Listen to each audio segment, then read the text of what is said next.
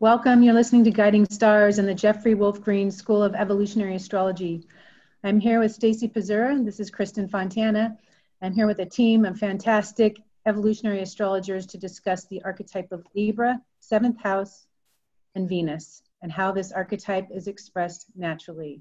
Here's our team: Rose Marcus, Sol and Deva, Marty, and Moshe. We're all here to discuss various aspects of the sign of Libra and different planets and how it is expressed naturally and from an evolutionary point of view. Welcome all of you, and welcome to our listeners. So we've made it above the horizon. If this is the first time you're tuning in, we've already discussed the first 6 archetypes in the Zodiac in prior weeks, and they are available on YouTube under EA Zoom and Natural Astrology. From the 1st through the 6th house, Aries through Virgo, the focus was on the subjective development of the soul, which necessitates a self-centered orientation to life. The egocentric seed of individuality was planted in Aries, and it progressively expanded in development through Leo. In the 6th house in Virgo, the archetypal need was to experience aloneness and to purge and purify that self-inflated balloon of self-importance.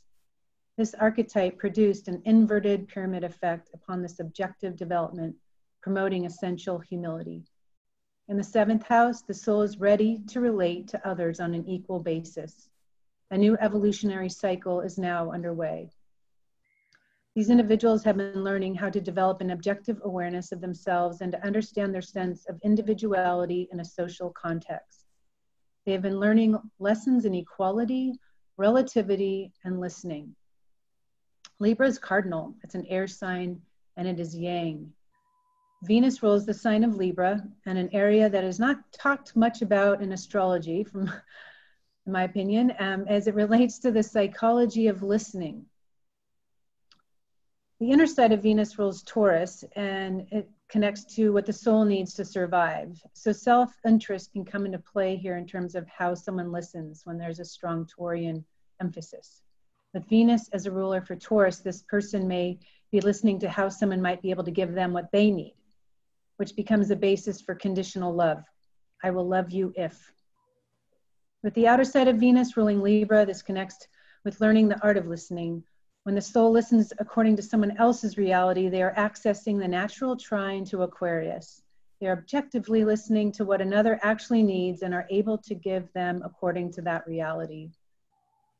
Within these lessons, they are learning how to participate in relationships as an equal, rather than on a subservient or a dominant basis. The soul is learning the art of balance and learning to relate to others in a co-equal way. Neptune is a higher octave of Venus, and it governs unconditional love. And I'd like to share you an excerpt from Autobiography of a Yogi. My favorite chapter or passages here in an experience in cosmic consciousness. Yogananda left the ashram and he returns and he says, "Master, I must have disappointed you by my abrupt departure from my duties here. I thought you might be angry with me." "No, of course not. Wrath springs only from thwarted desires. I do not expect anything from others, so their actions cannot be in opposition to wishes of mine. I would not use you for my own ends. I am happy only in your own true happiness." Sir, one hears of divine love in a vague way, but today I am indeed having a concrete example of it from your angelic self. In the world, even a father does not easily forgive his son if he leaves his parents' business without warning, but you show not the slightest vexation, though you must have been put in great inconvenience by the many unfinished tasks I left behind. We looked into each other's eyes where tears were shining. A blissful wave engulfed me. I was conscious that the Lord, in the form of my guru, was expanding the limited ardors of my heart to vast reaches of cosmic love. So as it connects with Libra and Venus, there can be expectations in place as it relates to our relationships. And the passage I just read is really one where expectations do not exist, in the form of Yukaswar's response to Yogananda's leaving the ashram without warning.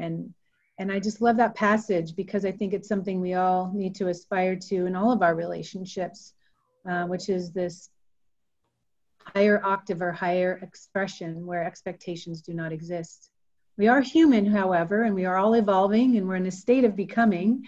So we're learning to use that tuning fork to a greater degree. Venus very much connects to the tuning fork and balancing those scales. And here you can see Venus is the ruler of the heart chakra. And the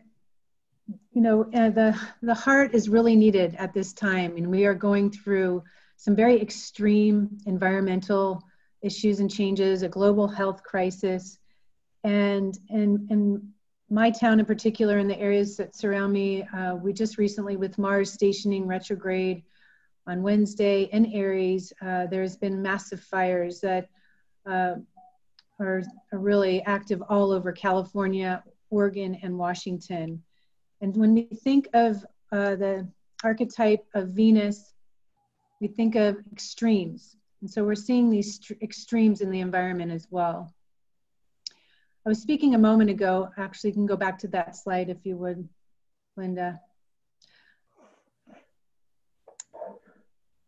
I was speaking a moment ago about Venus ruling Taurus and Libra with this yod shown, and then the higher octave of Venus being Neptune here with the 12th house.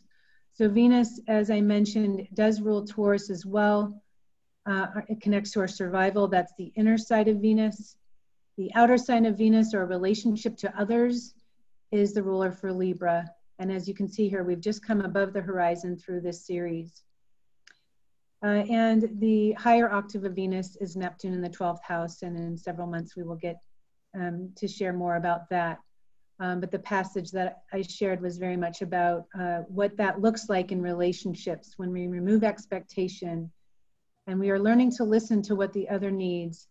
And not to be in opposition of others' wishes, so they're not in opposition to wishes of your own. All right, and so you can move to the next slide. Jeffrey used to teach that it takes an extreme to counteract an extreme, and we are absolutely living this now in terms of our planet and our environment, how it's been treated, and the choices in place by humans. And you can see the fires all over the Northwest here, all over California, Oregon, Washington. Some of them have been, these fires have been set by humans, and a lot of people's lives have been devastated as a result. I wanted to share something because some very close friends of ours just lost their home. I lost everything they own. They have 2 children and some animals. And my friend posted something on Facebook. I want you to listen. Listen for the Aries Libra polarity here in this post.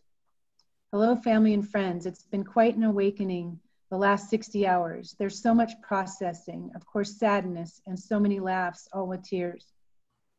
What has happened? Still in shock. This isn't real, but yes, it is real. Someone showed you a photo of the ashes. It's killing me. I can't go see what's left of our house with my own eyes. It's painful to see so many people without homes or businesses. What do we do? There's the brain fog. How can we function? We have nothing except what's in the trunk. Wait, we have so much. We have gained strength, resilience, hope, trust, and most of all, love. Rebuild with love. How does it feel? Like a marathon that never ends, but so much positive energy radiates through my veins. Why? People are saints. They surround us. Saints have attentive eyes, listening hearts, and are busy builders. Builders of positive energy, momentum, and compassion. People who never give up. People who love unconditionally. It's an amazing gift. The best gift you can ever receive. Who needs all this stuff? What have I learned? Community, strangers, friends, animals, we all unite during these times. People work triple overtime to help. All those in the community become one unit of strength for the entire community. Baskets full of taste of home, bags of clothes, selected with generosity. 100% Bags of clothes selected with generosity. 100 open-armed texts a day. No joke. And the giving, so much giving of dog food, family dinner, hotel rooms, animal emergency care, finding a rental, just to name what we have experienced so far in such a short time. Thank you, everyone, from the bottom of my heart. We are stronger together. We will fight this. And this image is a picture of a leaf, literally shaped in this yellow leaf in the shape of a heart on the ashes of their nearby, of the home nearby, this image. On the other side of this, Stacie, I want you to share what you experienced. There have been freezing temperatures other places. And well, while we are on fire here, it's been snowing in Colorado and Montana. And what's happening over where you are? There's actually simultaneous fire, and there was a hard freeze that came. So simultaneous. And, you know, I'm a gardener by trade, and I have a client up in Park City, and she just invests so much into her garden. It's a short growing season because she's high up in the mountains, and that first snow came and everything got wiped out. You know, we all try to have a good attitude and then try to start anew when something like that happens. But yes, that is an extreme, you know, freezing temperatures. It was in the 20s while, you know, Oregon and California are burning. So, well, you know, before we move to this, you're going to share another Libra story. And I mean, that was a perfect example of an extreme, not very far away from geographically, not very far away from one another, there, that snow and that fire. And what I was sharing in that text or that post that I received from a friend of mine is that, you know, there's this underlying natural law of giving, sharing, and including that exists in all souls. It's not natural what's happening on our planet right now. We're very out of balance. What is natural is helping others in times of need. And it takes a crisis sometimes to bring people together. It takes a crisis sometimes for people to realize what really matters and what the value of life is worth. Those things that hold value, what they are worth, and they are not things. And so it was wonderful to be able to share such an incredible story on the heels of such really tragic circumstances. Not everybody is as lucky as our friends in the situation. And so Archetype of Libra is about extremes, and ultimately it is about showing up for people in time of need. So we're really going to swing in another direction with Libra, classic Libra style here. Stacie, but in terms of the subject justice and injustice. So I'm going to let you go from here. So a few years back, I took in a troubled person into my home. I didn't realize the extent of the troubles, and this person is kind of one of those cases where the inner work wasn't being done. It was being projected, and I had, you know, there was a series of events, and I was starting to feel really endangered in my home, and starting to talk to people, to, you know, reaching out, like, I don't feel safe, and talking to my therapist, how, you know, what do I do? And this person ended up framing me for a crime.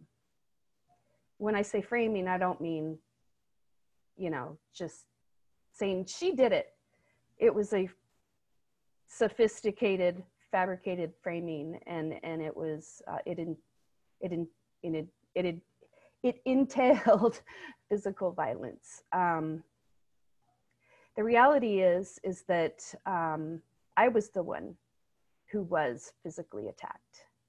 She had called one of her friends over, and her friend attacked me. It involved strangulation. It involved being thrown into a rose bush. My neighbor happened to be there and got her off of me. So in my mind, he saved my life. And, you know, As soon as he got her off of me, I didn't try to fight back. I just went to my room. Violence is antithetical to me, right? And so naturally the next morning I informed her that she needed to make arrangements to leave right away. And she pushed back and said that she knew her rights. And so I decided to go to the police station to find out what my rights were. Since now I had been attacked and I was no longer safe in my home, I felt like there was something that could be done. But she called the police first and created a very, very intense story, characterizing me as an abuser, just extremely physically violent. She fabricated scenes. She gave them photographs of what was meant to look like a bruise, but was created with makeup. It was very, it was a pretty big effort there. And as the officers were responding to me, because I had called them and they said, "You've just been reported for domestic violence and you need to stay in place." And so I was sitting there waiting for the officers, and maybe an hour later when they arrived, I tried to explain everything that I could. I tried to be completely honest. I tried to be as candid as I could be. And the whole time they were just looking at me like they had already decided that I was indeed a very abusive person and that I was really hurting this woman. And but they had no basis to arrest me. I was completely calm, and I went home, and she had arrangements for the night, but she came back, and I refused to, so I locked my door and refused to interact with her until the police got there. But somehow she had called the police first again and then fabricated another story that I had assaulted her outside. And so by that time, the officers were yelling at me. They were being rough with me. They were being cruel, psychologically cruel. And as I am here trying to plead with them what the real situation was, they weren't believing me. They were not listening at all. And so I went to jail.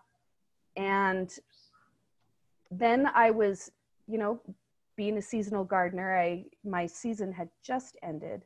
And so I didn't have income. So I was appointed a public defender. And so I did my part of the work and got witness statements and brought them to him, and he wouldn't even look at them. He was just intent on going for a plea deal and really intimidated me about it.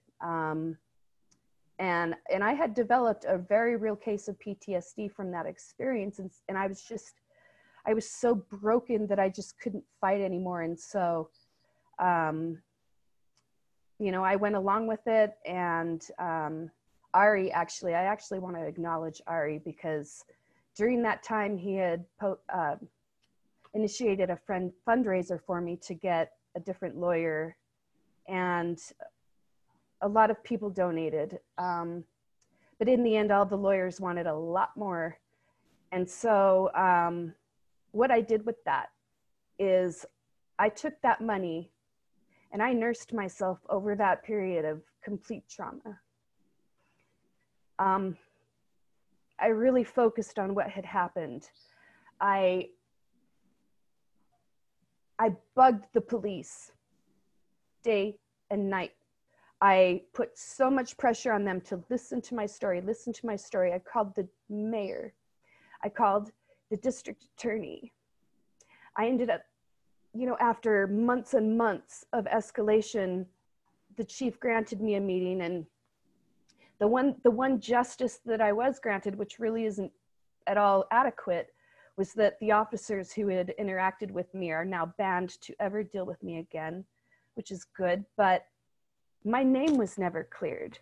And it was so difficult to know that out there on paper, I'm listed as a violent person, that I've offended, like I've broken a law, that I've hurt somebody. And And I was never able to get that changed. But through that fundraiser that Ari did, and because of all of the time that I was able to concentrate on my emotional process, I was able to write a really good 19-page letter to the police about my experience, detailing all the things that the officers did wrong, where their biases just prevented them from seeing reality. And in the course of that, I realized that my justice, I created my own justice. I was my own lawyer, because the police, in the end, believed me.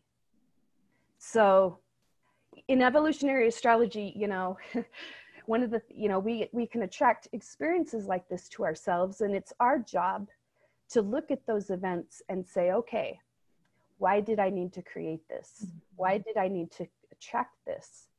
And I really learned a lot of things about being indiscriminate with my trust and trying to help people that aren't really needing or asking for help.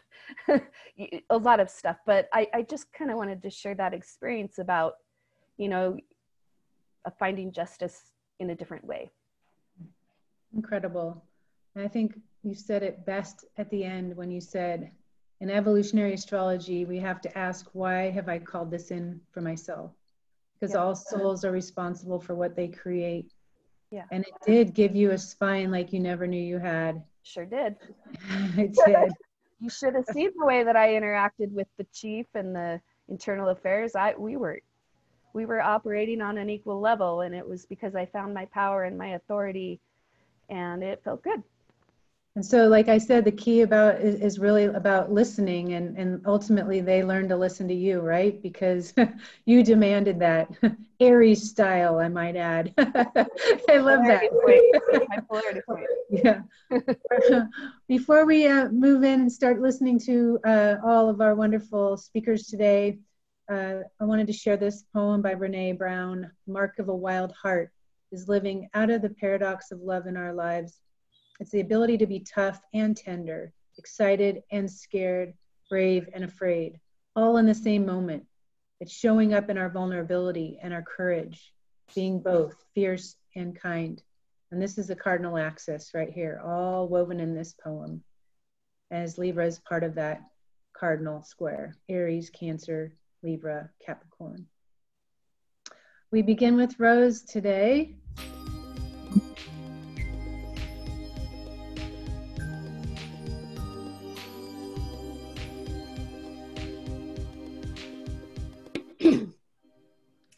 Hello there, and thank you. I'm delighted to join this talk today. And first of all, Stacie, I want to thank you for sharing your story. And I was thinking as you were speaking, and Kristin has said this many times, you know, it takes an extreme to counter an extreme. And it is about finding the balance. Libra is an archetype that yields, that gives, that backs down, and so forth. You know, it's recessive, it pulls in. And sometimes an extreme like that, you know, it's necessary for Libra to be a fighter sometimes, you know, and Libra does not identify with a fighter archetype, right? But there's sometimes that we have to fight for justice. And part of that correction, you know, the swinging scales, you know, back and forth, is not to get so jaded that there's no longer any trust. You know, again, I think that Libra tends to always want to give benefit of the doubt, want to give another opening for someone to, you know, to show up in the right way. But, you know, if we get walked over too many times, then that becomes a real conflict of trust issue for that Libra. So it is about finding that balance. It is about fighting for yourself, and it is about being able to still be open and still to be welcoming in terms of interfacing with people and being open-hearted, right? Yeah, absolutely. I'm here today to talk about Pluto in Libra, and the Pluto in Libra generation, 1971 to 1983-84. Anyone born in those years has Pluto in Libra. And this is a whole generation right now that I think is representing in a very dynamic way. It is a moment for this generation to take the lead. Libra as a cardinal archetype, when we look at the horoscope and we move around it in a counterclockwise direction, as Kristin said, we move from the bottom hemisphere to above the horizon. Libra is the 7th house archetype. It is a cardinal archetype. It is yang. And a cardinal archetype is initiatory. When we move into the archetype of Libra, we are moving into initiating of relationship. Libra is the archetype of relating and relationship. And when we move into Libra, we know it to be the sign of the scales. We're talking about balance. We're talking about equality. We're talking about co-creative and so forth. But when we approach through Pluto in Libra, when we move into the 7th house, we are at a beginning level, yet again, cardinal. And so there is a tendency with Libra to approach relationship in an extreme way. The archetype of Libra, the scales here, this is imbalance seeking balance.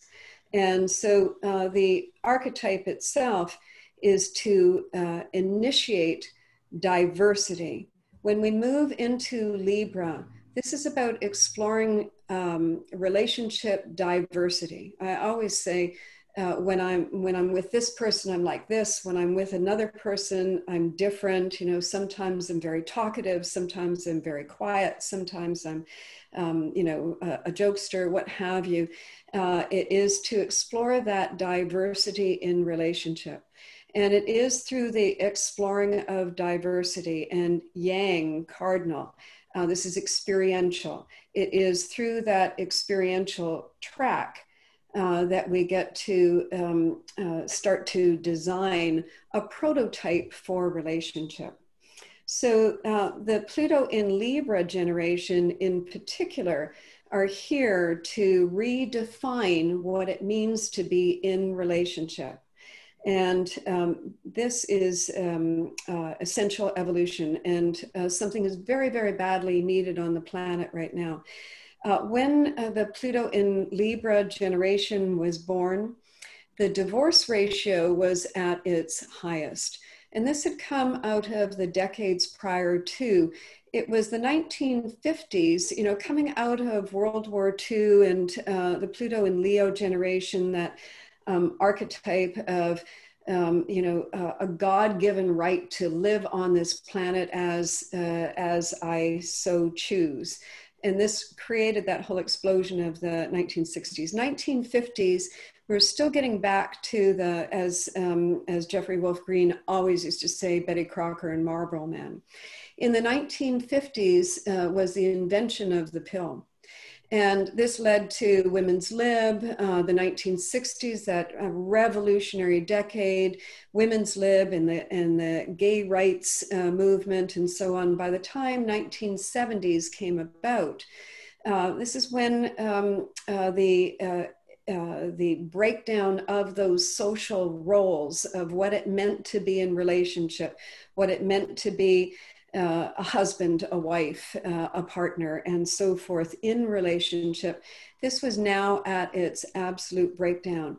And those who come into, have come into this incarnation with that Pluto in Libra have this very, very big job to redefine all of those social role models. We see this right now where we have the transit of Pluto in Capricorn. We have all the Capricorn planets that are going on this year. Libra in relationship to Capricorn is 3/4 the way around an evolutionary journey. So what is happening with the Capricorn archetypes is that something is coming to an end. Pluto in Capricorn is swinging its wrecking ball on all systems, structures, and realities that have outworn its time has come. And the Pluto in Libra generation right behind it now are moving into their time has come moment now. You know, it is the Pluto in Leo generation. I was thinking about as I was preparing for this talk today, you know, how some signs have various, you know, sayings. And I was thinking that the Pluto Libra generation might say, yeah, I can relate to you. I can relate to that, right? That kind of thing. The Pluto and Libra generation have been responsible for launching the Me Too movement. Pluto and Libra, yeah. Those who've been at the forefront, thinking about Rose McGowan, the actress who called on Harvey Weinstein, you know, it's like, how did somebody like Harvey Weinstein continue to get away with what he got away with? You know, all those women coming forward now, well, Me Too, one stands up, another one stands up, we all stand up. So it's a very, very important cycle. Pluto in Libra generation, of course, you know, we say that this is having experienced in past lifetimes relationship extremes, having experienced the one-sidedness of give and take. If you have a strong Libra, you have Pluto in your 7th house, Pluto in Libra, South Node in Libra, Moon in Libra, you know, Libra qualities, then you may very well recognize the imbalance in yourself. Why is it that I'm always the giver here? You know, and so on. It is about learning that balance.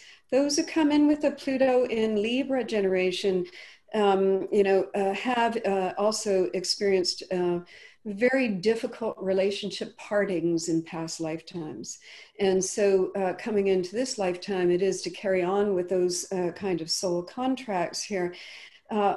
In terms of our desires of the soul, you know, when it comes to the Libra, you know, give and take, when those relationships have broken up, and even in this lifetime, you know, one desire supersedes another, and when we're in the imbalance of relationship, there's a tendency for, you know, once the desires are fulfilled, we go looking elsewhere. You know, Libra is meant to explore diversity. And so it's going to look to get its needs met in many diverse ways. Pluto in Libra itself is not necessarily monogamous in relationships. So oftentimes there is the great pain of being in a relationship where there are more than two people, right? And, you know, prone to love affairs and so forth. And this is because of that dynamic of looking to get one's needs fulfilled and always looking beyond. In terms of the art of listening, it's really a coin phrase for Libra. Balance of power, Pluto in Libra, you know, is always working out those kinds of dynamics. One of the issues with the art of listening and with Libra is this idea of, I always think that Libra does both sides of the relationship. It does its end and it does the other end as well too. And this is where the art of listening is really important. Libra is meant to observe, and it is through that observation to be able to have, you know, a way of objectifying what it is that it is seeing, looking at.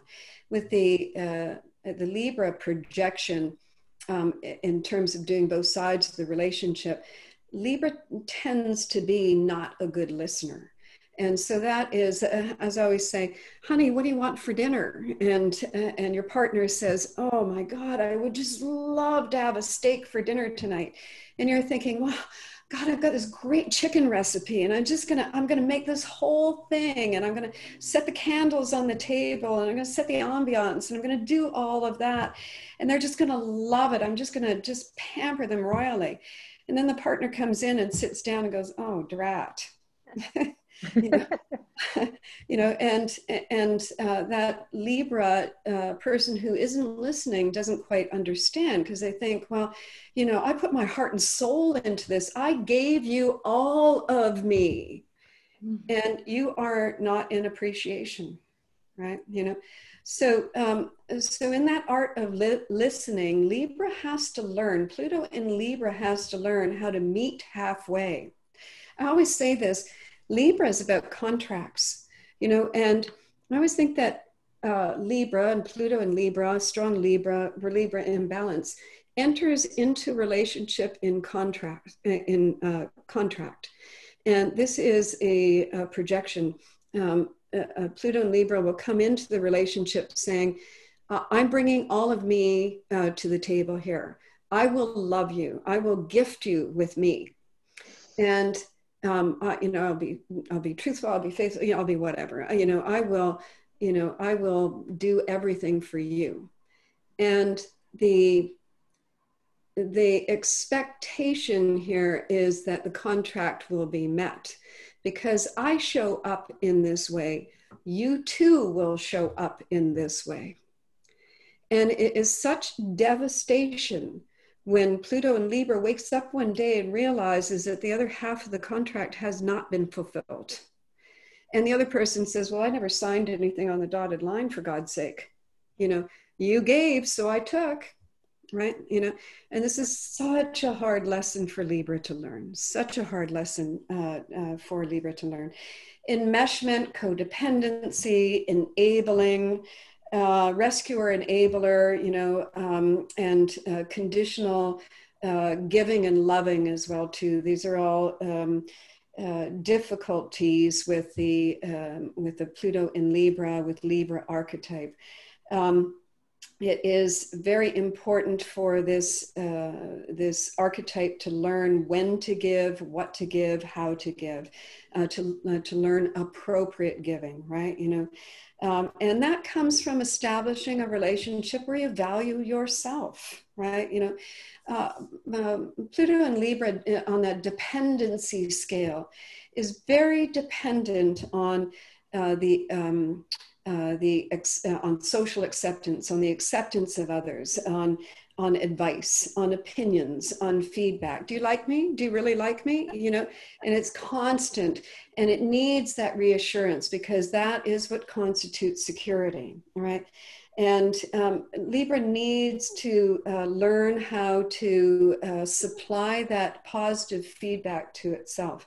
Libra, another difficulty in Libra is wanting to be on all the time in relationship. So, you get together and, especially when you're in romance, it's like, it's lovely. I love this person. I love this. I want to be there all the time. And, you just can't get enough of that person. And that can be very destructive to a relationship. It is a really good principle to adopt for yourself, to pull back. Pluto in Libra needs to learn how to spend time alone, needs to learn how to have to be independent and to be alone. So it's very good to practice putting some kind of boundaries around that. Okay, I really, would prefer to be sitting on the couch with you, but tonight I'm going to stay home, or, tonight I'm going to go see someone else, or something along that line, because you need to keep replenishing a relationship. So it is really important to have independence and to support and encourage the partner to do that. If we have two holes coming into a relationship, self-sufficiency is a Libra archetype, a Venus archetype, and to have Self-sufficiency is to come into a relationship as a whole person, not in need, but in desire. And this is part of that relationship dynamic. And also in terms of the evolution of the species and the evolution of the consciousness, we have the social dynamic, because Libra is a social archetype. So it is about learning to be in relationship in a social capacity, learning what your, what to identify your own resources, to have your own social role within that unit. But the Pluto in Libra generation is also redefining the sexuality theme as well too. Pluto in Libra. This is again about the balancing of the yin and yang within. So within Pluto in Libra, it is a signature. You don't look at a chart and see every person who has strong Libra or strong Pluto in Libra as being bisexual or interest in same sex, or even transgender will be a statement for that. It's defining sexuality. Essentially, evolution through sexuality is one of the reasons that we are here. And the Pluto in Libra generation are now making it more socially acceptable. Where a few years ago transgender, a few years ago gay, and even today I think there's still a lot of stigma around that. It's all those kinds of stereotypes or a Libra archetype. Pluto in Libra is meant to break down all of those stereotypes. Pluto in Libra in relationship, one of the ideal ways to be in an intimate partnership with Pluto in Libra is to have role interchangeability within the relationship. So sometimes you're doing the yin part, sometimes you're doing the lead, sometimes you're doing the following, right? So that's where there's a great deal of strength. And those who have been together, come in to pursue, relationship in that dynamic. So many times I've seen that role interchangeability in when I've counseled people, and it's a lovely thing to see.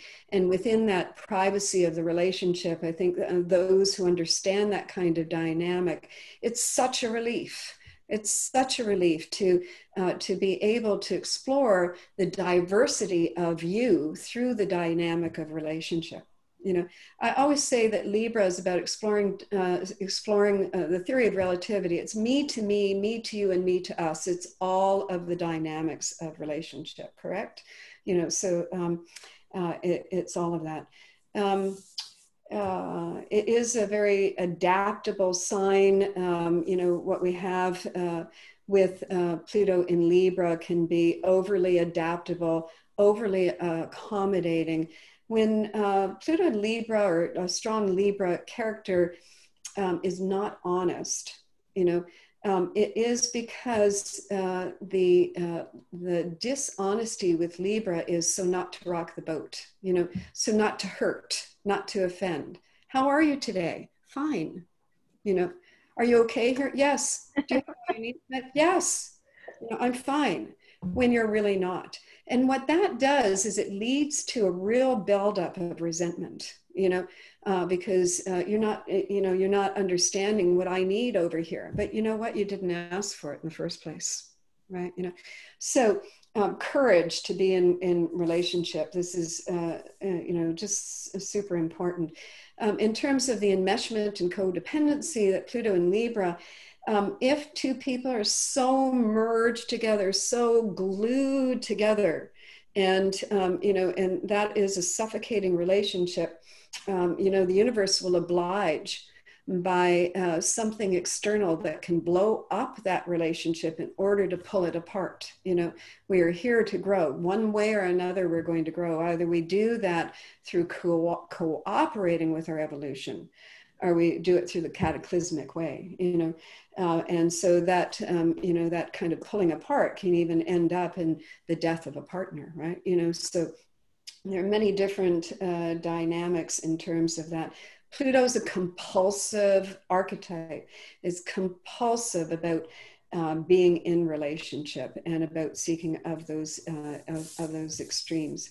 I was going to talk about the moon in Libra as well too. Moon in Libra, of course, moon deals with the emotional body, and Libra is an air sign, so it's a good go-between. And when you have moon in Libra, you're the family peacemaker. I have moon in Libra. I'm the youngest in the family, and everybody turns to me to keep the peace, or to smooth it over, to bridge it between one and the other, you know. And I was a lot younger than some of the family as well too, but it tends to be that. It's wonderful to be loved by a Libra. It's wonderful to be loved by a moon in Libra. You will never feel so supported and so forth.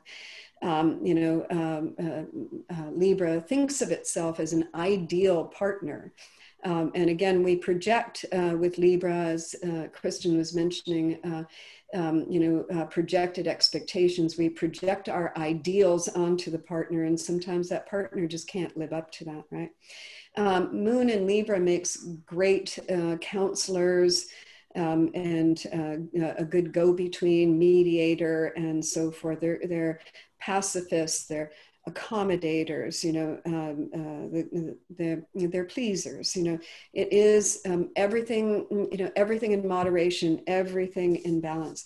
Pluto in Libra, it tends to be very kind and very gentle, and can be gently persuasive, which makes for a good counselor to be able to do the gentle nudging thing. Sometimes a gentle nudge doesn't quite do it, and we have to hit them over the head with a hammer, mind you. But you know, Libra can be very complimentary. It can enhance. You know, it can take whatever you have and enhance it, or beautify it, or, you know, make it better. So Libra has a great skill in diplomacy, and so forth. Again, let me just look at my notes here to make sure that I've, I was thinking aesthetics and so forth. I can never sit in a restaurant where there's harsh light. You know, it's always bringing in the senses, you know, it's all the, you know, the sensory about it, about setting the mood, and, you know, and setting it all just right. There's a great dislike of discord and harmony and disharmony, and a tendency to avoid confrontation as well too. Libra has good ethics and good morality and so on, and it is royally offended by others who don't, right? You know, so there's all of that as well too. Emotional balance is what Moon in Libra is here to experience. And so it is necessary for Moon in Libra to balance itself. Again, I'll say that practicing at time to yourself, practicing at finding ways to entertain yourself or to love yourself better is absolutely, you know, essential. Cooperative, yielding, bending, you know, this is all that Libra is good at. Too much of a good thing is never good, right? All right. Wonderful.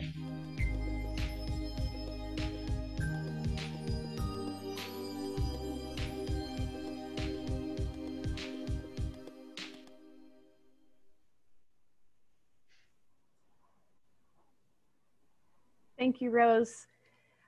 I myself am a Pluto in Libra. And so naturally, I related to a lot of what you said.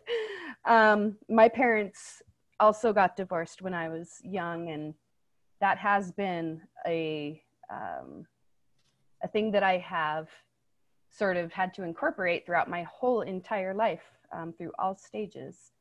The other thing is that I appreciate how you kind of pointed out the polarity point, which is to really give yourself the independence.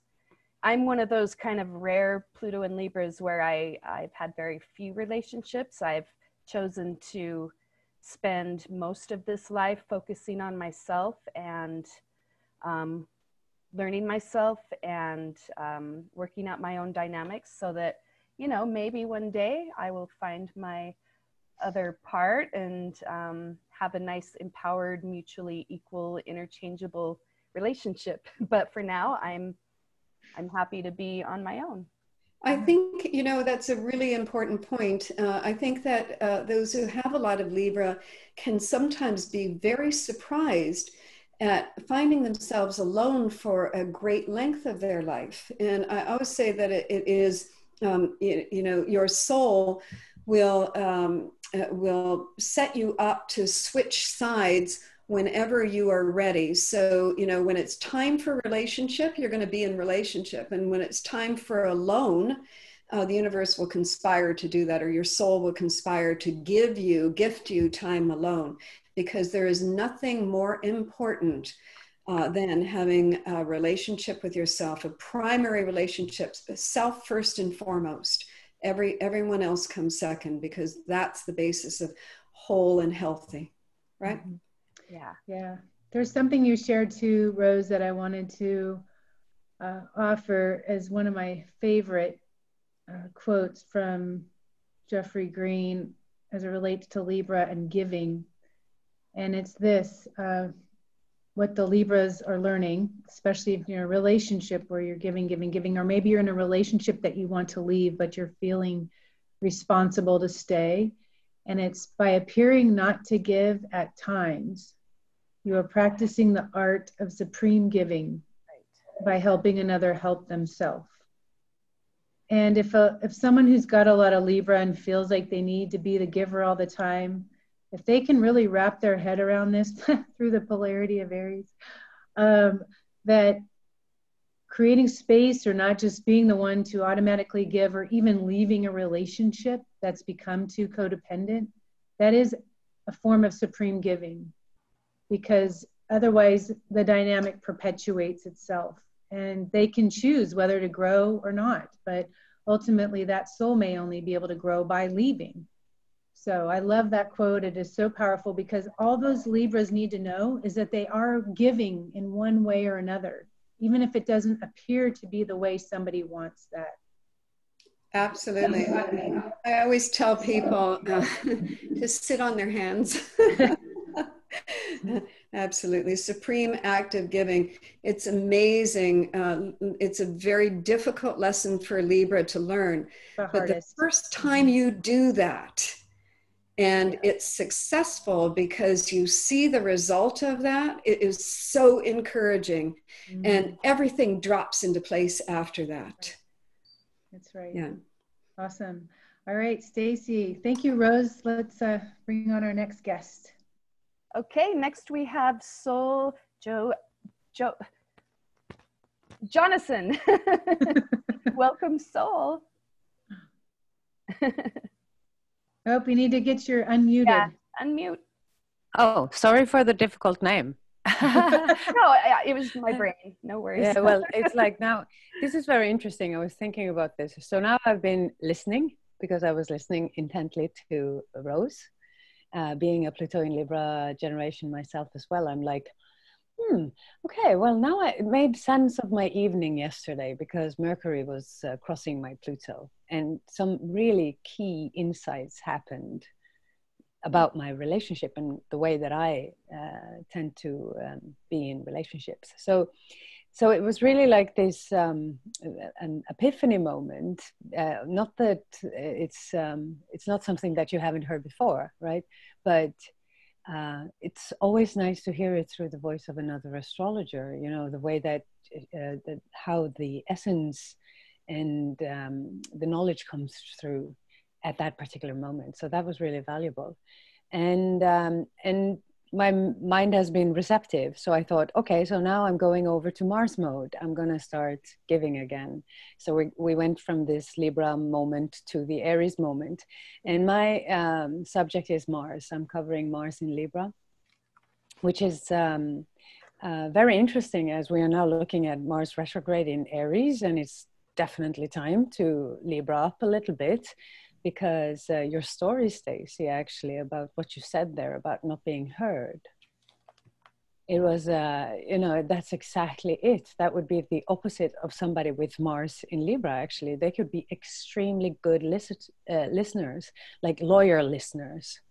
I know some lawyers with this capacity with Mars in Libra, and Libra relates to lawyer, you know, being the one who's always like promoting an opposite view, you know, for good and bad, of course, you know, it's not always true, but it's that capacity with Mars in Libra to listen objectively to something, because you kind of like, with the mental capacity, you overrule the natural instinct to just react. So you step back a little bit, breathe, listen, and then come with a more objective insight into what is happening. So it's absolutely what the world needs today, because we're so trigger happy when it comes to Facebook and how we interact, and, you know, the way that the discussions are going these days. Thankfully, Mars is going retrograde, and maybe people actually, well, as Rose said, sit on their hands a little bit, you know, like I had to learn that, of course, and I think we're all in that. But hasty and movements, like very impulsive movements, is a classical Mars thing. There's a reason for it. It's not necessarily a bad thing, but it can be separative in its nature, and thus it can pull us away from the soul, because it separates. It's like, I'm not going to listen to the rest of the planets. I'm just going to go and do my own thing. And when you told your story, Stacie, I was thinking about a thing my father says. He's an Aries with Neptune in Libra, Neptune opposing his sun. And he always said to me, well, if you're looking for justice, you're on the wrong planet. And I'm like, oh, that's a little dark, you know. It's like, come on, cheer up, man, you know. As I grew older, I thought, man, he's right, you know. What is this thing, this Mars thing? When we get to Mars in Libra, we sometimes hear it's a little debilitated. It weakens. All the air signs has this, you know, like this kind of like the air. And the little diagram you showed with the heart chakra being Venus oriented, and right underneath there was Pluto, Mars in the solar plexus. Now we say about the heart chakra in yoga, we say that it cools down everything because the energy is moving upwards. So you have a reaction in solar plexus, which is very Mars. And then, you know, as it moves to your heart, it cools down the heat that comes from the lower chakras, the desires, the sexual energies and whatnot. So it cools down. So you might say that Mars in Libra is kind of like cooling down the Mars energy a little bit. That's not to say that they're not sexually, you know, active, or, you know, they have libido. Absolutely. Just think of John Lennon. He's a Mars in Libra individual, and he was in bed for what? How long? 2 weeks with Yoko Ono, making peace, not war. Which is like, how Mars in Libra can you get it? That's so Mars in Libra. It's like, it's the perfect symbol actually for somebody with Mars in Libra. Make peace, make love, not war. Make love, not war. And we're actually making love, you know, a sexual thing, you know, so it's very Mars. But from a soul perspective, Mars individuals, when we look back into the EA way of thinking, you know, there's always a reason why you're born with a certain planet in a certain sign. What's the reason for you to be born with Mars in Libra? What is it that you're here to actualize or realize within yourself? And it's absolutely relating into the yin yang thing. You know, when we get to Libra, we get to the yin yang. It is a yang sign, absolutely, but it carries the duality of, you know, Venus is a feminine principle. It's a feminine principle, but she's in a yang sign in Libra. So it will always has to do with equality, with giving, receiving, this difficult balance. Like Mars in Libra people are extremely sensitive to the needs of other people, and they're like tuning in on their frequency all the time. So if they're with somebody who's very socially dominant, they would probably take a little bit of a more quiet approach and just chill down and go with the flow. Or if they need to hold the dominance to be the leader, they will naturally respond to the energy in that way, so that they will be the one leading the social group. But there is a need for like with every air sign, like I just want to know and experience everything. And there's a certain social hyperactivity with this Mars in Libra, like they constantly run from one person to the other. My son is a Mars in Libra, and it's, you know, he is just like the most socially active person on planet Earth and extremely popular. He's like, everybody knows him. But there's a tendencies, and I've been looking at it, he is Libra as well. And I saw, sometimes he came home from school and he was like annoyed and irritated, and he took it out on his sister. And then I sort of realized, I think he's, playing it too cool with his friends, or maybe suppressing some injustices that he feels, or some of his instincts when he's in these social groups, because he's so socially intelligent. But he takes it out on his sister when he gets back. And that's the classic delay thing that we sometimes get with Mars when it's in an air sign, for instance. Like, something else was kind of like triggering you, but then you couldn't deal with it right there and then, especially in Libra, because you're so sensitive to the other people's reactions, and you don't want to come off as being a brute. Like, there's a real crisis here relating to being able to stand up for your own needs. It's always the need thing with Libra that is difficult. I know everybody else's needs, but what about mine? I can't really seem to promote them. So we might say that we get a little extra help. There's like a momentum forward with Mars in Libra, where you kind of like, I will eventually promote my own needs because I have to, because instinctually I need to create equal relationships in my life. And how do I do that? Well, first of all, I need to get to know my core values, my basic instincts. I need to get to know which relationships are actually reflecting those. And there can be a multitude of personality sides that needs to be reflected in numerous relationships.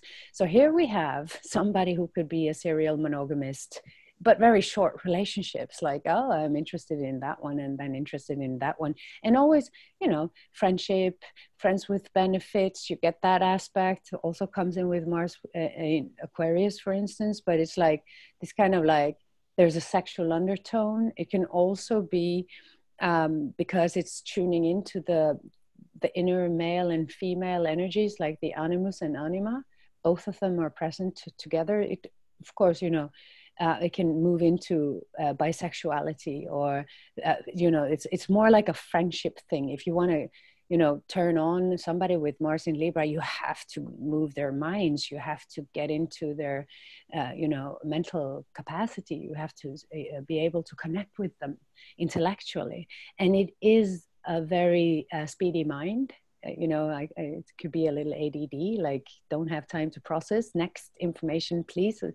Not as mutable as Gemini Mars, of course, but it's still an air Mars. So it's very, very curious.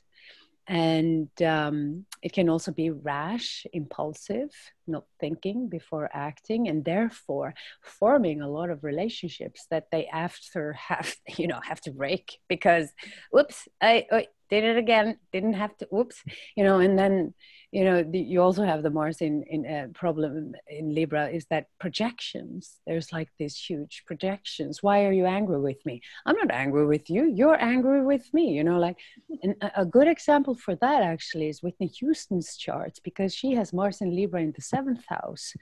And she had a very rough relationship with Bobby Brown, where there was a lot of arguments. They're very like long arguments. And Libra can be argumentative. We tend to look at Libra as a peace sign, but it can be quite argumentative. It's like, but you forget this, but you forget that, because there's like this need for justice, like justice as in harmony, in something that's balanced, like some sort of, we're looking for beauty, right? We're looking for the beautiful when we're looking into Libra. It's the harmonies of everything. So there's like this instinct to understand that there's something's off here. Like you're not being neutral enough. You're being way too polarized in that direction or that direction. And that's sometimes what Libra have almost like an allergic reaction to. Like they will have to say the opposing view. And sometimes, especially with Mars in Libra, you get somebody who's could be quarrelsome, and just because it's like, it's just an instinct, it just comes out really quickly. But for that, you know, it comes with good sides as well. For instance, movie maker Oliver Stone is Mars in Libra, and he made a lot of these, you know, really controversial, and he's like a film activist, a movie maker activist. He's taken up a lot of, you know, social injustices, and no, I'm not saying he's, you know, this or that, but that's been his drive actually all the way. He's more like a political activist than a movie maker. He always had this really deep urge to say something about society and to create a change in society with his movies. So when we get to the more sexual aspects about Mars in Libra, you know, again, I often find that, you know, air Marses can have a little bit of trouble with connecting with the body. And it's just too mentally polarized. I mean, these can be super lovers. Elvis Presley had, according to sources, I don't know if they're correct or not, he had about 400 lovers, and he was a son, yeah, can you imagine? Like he was famed for always having his entourage around himself. He was always with people, like he was extremely social, both men and women. But he had actually another Mars in Venus lady, Sybil Shepherd, is that her name?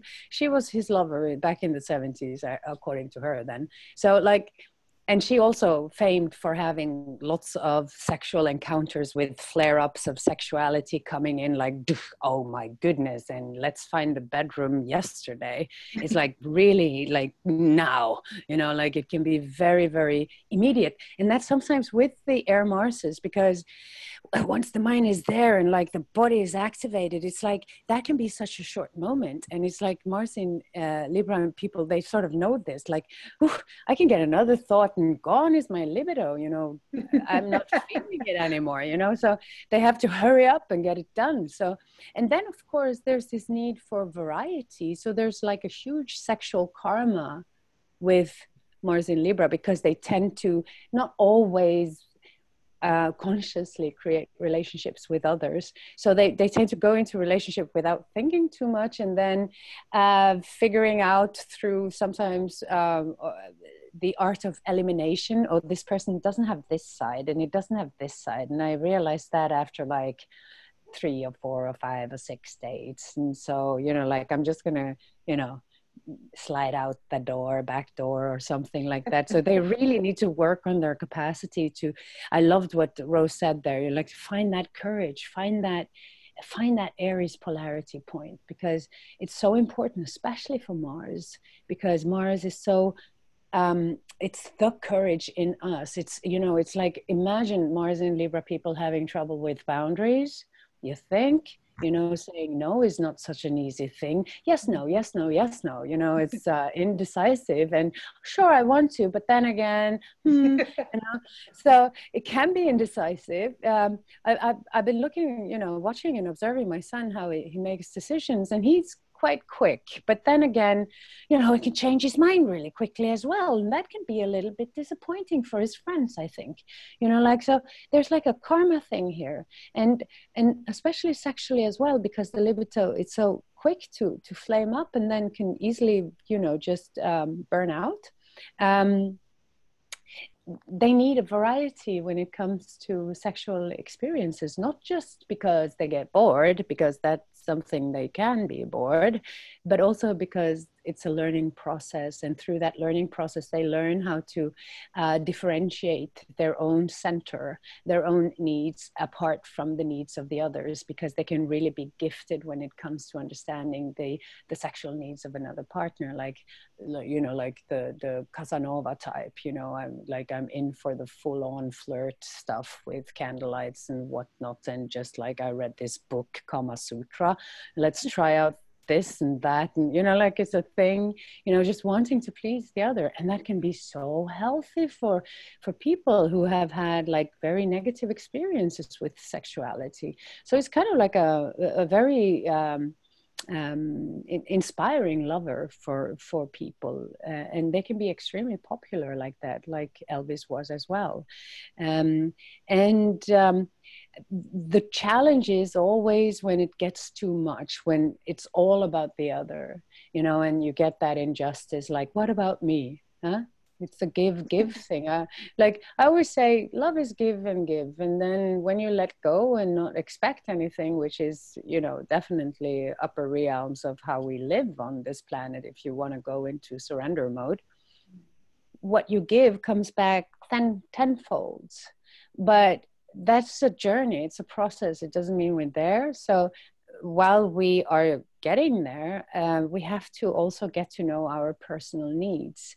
And that's why I was so incredibly happy when Rose said what she said, because my reflection about yesterday was that I actually asked to be given something. Can you please this, that? I actually put people to work yesterday to give me what I needed.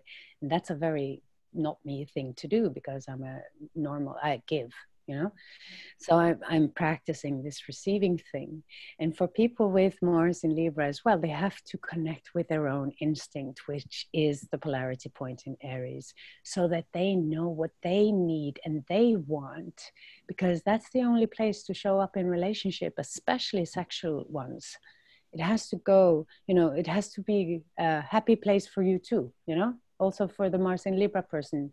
The Mars in Libra person also needs to be in balance, learning how to give and receive as a breathing in, breathing out experience, exchanging energies between the bodies and stuff like that.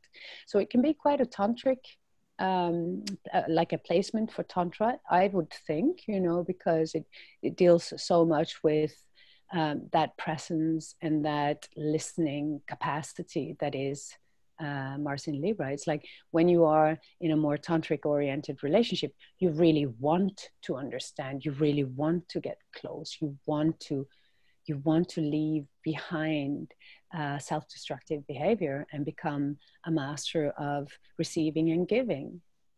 And you know, so the Tantra is always the balance between the elements, right? So that could be very healthy expression or healthy avenue for anybody with Mars in Libra to go explore, because then they would also have to say it out loud. I like it when you do this, but that's not very good for me.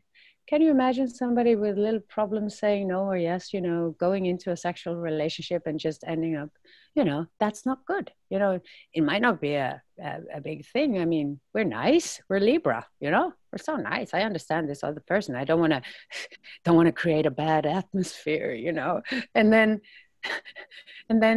you end up being, well, not entirely satisfied, but with the help of the polarity point of Aries, there might be that's the portal for deeper satisfaction also for the Mars in Libra individual.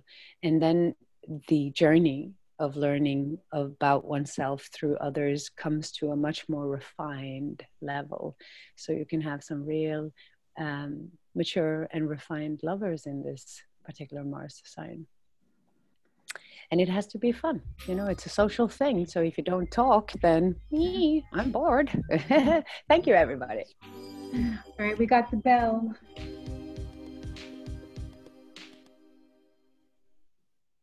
Thanks so much, Soul. Love that. Loved it.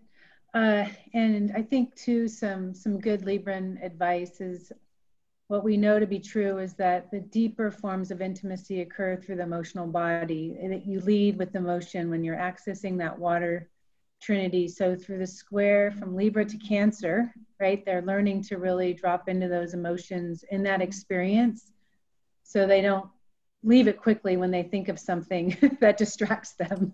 Absolutely. I mean, absolutely. And that's why sometimes you also find, you can find erectile dysfunction with Mars in Libra. Right.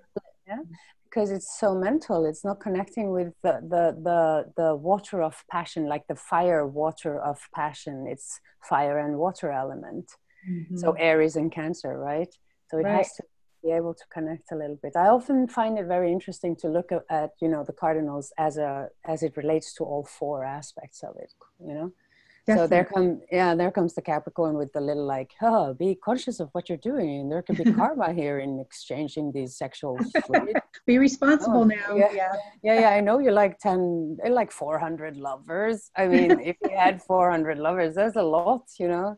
Like every other day you change to a new one, and then you know with the Aries you get into your real energy, your real authentic libido. I really like this, you know. And then with Cancer is this energy of emotion. So yeah. Right. Yeah, I think that if someone with Mars and Libra attracted a partner with a lot of water, it would keep them in wonderful balance because they'd be pulled into those deeper places and spaces that where it can feel like there's something that lingers longer versus, you know, the next morning having any regret. Or, I mean, when you lead with emotion, there really typically aren't regrets. If you're leading with a pure emotion, if you're leading with a nurturing energy or a caring energy, I care for you, I emotionally want to connect with you, and that emotion leads to something sexual, then that balance can be sustained over time. Even the time together intimately will be sustained. Capricorn, right? Longer into the night. It's not like this boom, boom, and then you're on to the next one. Right? Yeah, and love it, and then you have to have love for the person, not just Exactly. like you have to actually love that person, and that's more like the authentic thing with Aries. Actually, I don't know, like very rarely you find Aries being liars. They just like something or they don't like something. They love people and they love them not. You know, like it's not very difficult, and it's like that's like the fire of love. You know, like this kind of like, you know, you get into that too. And it's very authentic because you can't really choose who you fall in love with. That's right. That's true. Stacie, any comments? Just that maybe the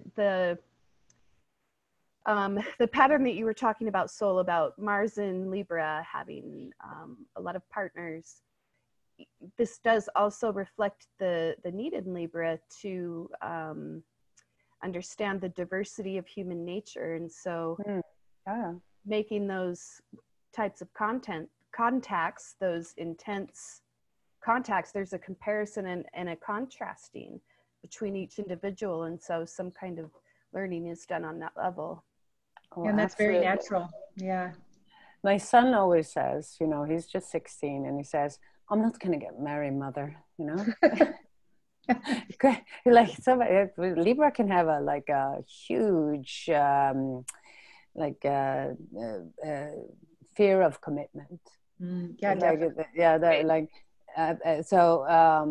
What if it's this or what if it's that, you know, creating way too many what if scenarios. And he always says, and I told him, so what do you want to do then? And he said, no, I just want to hang out with my friends and travel the world. You know, who wants to be tied down in a relationship? Come on, you know, like it would lose his freedom. He has people in that group and that group and that group and that group. It doesn't seem to be too much for him. You know, like sometimes I can see he's a little bit socially fatigued, but he is really learning from a lot of different people. Like I see how he connects well. And there's another thing with Mars and Libra, if I indulge a little bit more that I forgot to say, and it's that, you know, they won't engage in, you know, like aggressive energies. Like if they see somebody who's like hostile, they will just like pass them. You know, I remember he's like, oh, I don't get it. He doesn't like the drama type, you know, like if he doesn't like that. So like he stays out of trouble. That's like an amazing thing for a mother. True. Like Yeah, he's like, you're socially intelligent, you know, like you don't go boom, boom, here I come with my Mars. No, you take it home and then you take it out on your sister instead. Thank you. Oh my goodness, that is right on. There is this need to keep the peace and not to create too much attention, right? Negative attention. Negative attention. Negative attention, yeah. That was wonderful. So thank you so much. Loved it. And we're going to move on, and I'd like to introduce Deva Green to share some of what she has to say about Libra. What are your planets, Deva? Hi, thanks so much for coming together and sharing this space. The planets that I'll talk about today are Saturn and Jupiter. Great. And to build upon or to also reflect on what's been shared from the speakers so far, of Rose, Soul, really about, and of course Kristin and Stacie, the most natural ways to be balancing these scales. So often when we come in with a lot of Libra energy, there is that natural desire in its pure expression to rectify or to tune into an energy that is very much like a tuning fork to bring medicine or to bring balance to these parts that are inherently extreme. And in that way, the soul can access an inner harmony. I really see that in this second, 7th, 12th dynamic, the yod. It's that the soul is really also trying to access an inner balance or an inner harmony with itself, so that that release of expectation, that unconditional love, and that acceptance of giving just to give, or of giving without having a thought of what's being given back to the soul. And as Soul was saying, that comes over time, and we really got to reach. Here comes the Capricorn. We really have to reach to get there. But when the soul is in harmony with itself, when it's doing the inner work to really tune into itself in a balanced way instead of an extreme way, then that core lesson of when appearing not to give, we're actually practicing a supreme form of giving. And of course, the Libra component is always going to want to know, is that being understood from both sides? Because it's killer. It's absolutely killer for those who have Libras to think, was that understood in the way I intended? Because for both, it's because of the extremity. And then what has to happen to rectify the extremity, it can come in ways that are not peaceful. Very discordant and emotionally upsetting for those who have Libra energy. And so in the spirit of rectifying these extremes, it's finding that balanced place through, in my point of view, centering within the interpretation, Jupiter, a natural alignment with the natural principle of giving, sharing, and inclusion, that, as my papa always used to say, it's not always something that you think you need, or it's not always something that you want to hear, or what the other thinks they need or what they want to hear, but a true giver is always orientated towards giving what another actually needs, whether that's saying things that are difficult to say, whether that's going into situations where you want to make peace or you don't want to upset the balance, but you naturally have to. Like Stacie, your situation, what if you would have just sat back and tried to be a pacifist about the whole thing? That's okay. You know, I mean, you know, or that you didn't fight for it via the Aries polarity pointer, that you played into those tendencies to keep the peace in situation that would have perpetuated the extreme rather than rectified the extreme, as you courageously did.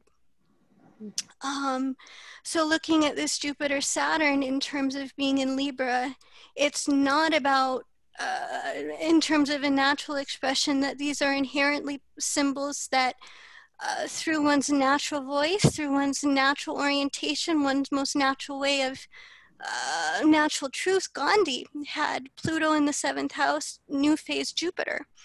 And he came into life and orientated towards being a lawyer.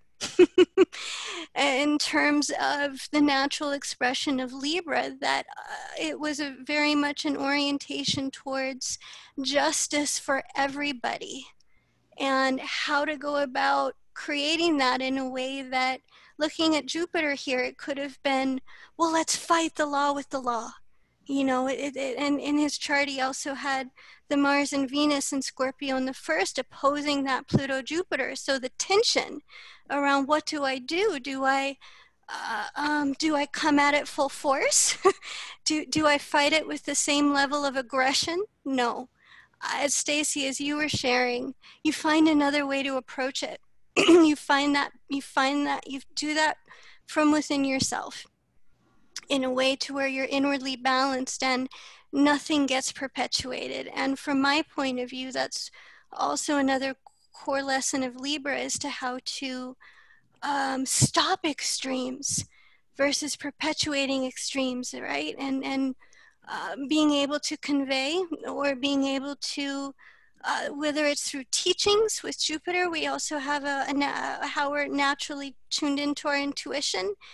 And these souls in its highest level of expression will naturally be able to convey through the work that they do, that's more Saturn, how to interpret, how to sit with injustices in a way that creates unity rather than polarity. And I couldn't think of a better example of that than Gandhi.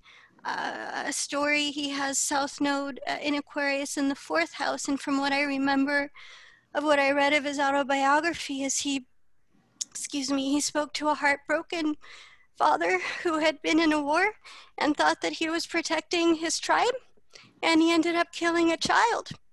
And he went to Gandhi and he said, I don't know how I'm ever going to live with the guilt of this. Can you please help me? How do I rectify? How do I bring any sense of balance back to my life? And he said, you go raise a Hindu child as if he was your own, and you will find peace. And that's exactly what that soul did. And that's exactly how that courage to change, that courage to really create balance when there was extreme, where it all comes from, where it starts. It starts, Stacie and Soul and Rose and Kristin, from exactly what you've been sharing. It's not interpreting it as a polarization, which is really what I've been hearing, is that it's about interpreting it, or it's about integrating it into the world, Saturn being in Libra, in a way to where you can create that unity, where you can create that perspective of the other side. I've also known Libra souls that through talking with them, what comes through their voice and through their experiences, which here comes the Libra, which I can sure relate to, is wanting to learn through seeing the other side. Sometimes we create situations where we're either in the same situation as something that we held a guilt about. That's that square to Capricorn. I wonder if I were in those very same circumstances, what would it be like? It's like a natural feeling of wanting to experience through another person's eyes. What does that feel like? What would that be like? What's the day-to-day reality of that, Saturn? How would that come across in real terms? And I've known for some that sometimes it means literally doing a role reversal.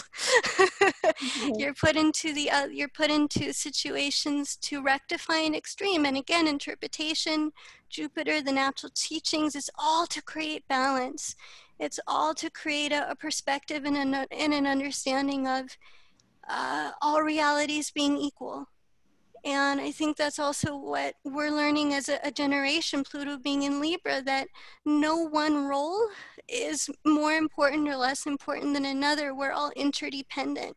And we're seeing that in spades in the external reality, Saturn in Libra, that we're seeing right now, that it's going to take an understanding, or it's going to take a balancing of the inferiority, superiority, dominance, submission that we're pulling from Virgo, right?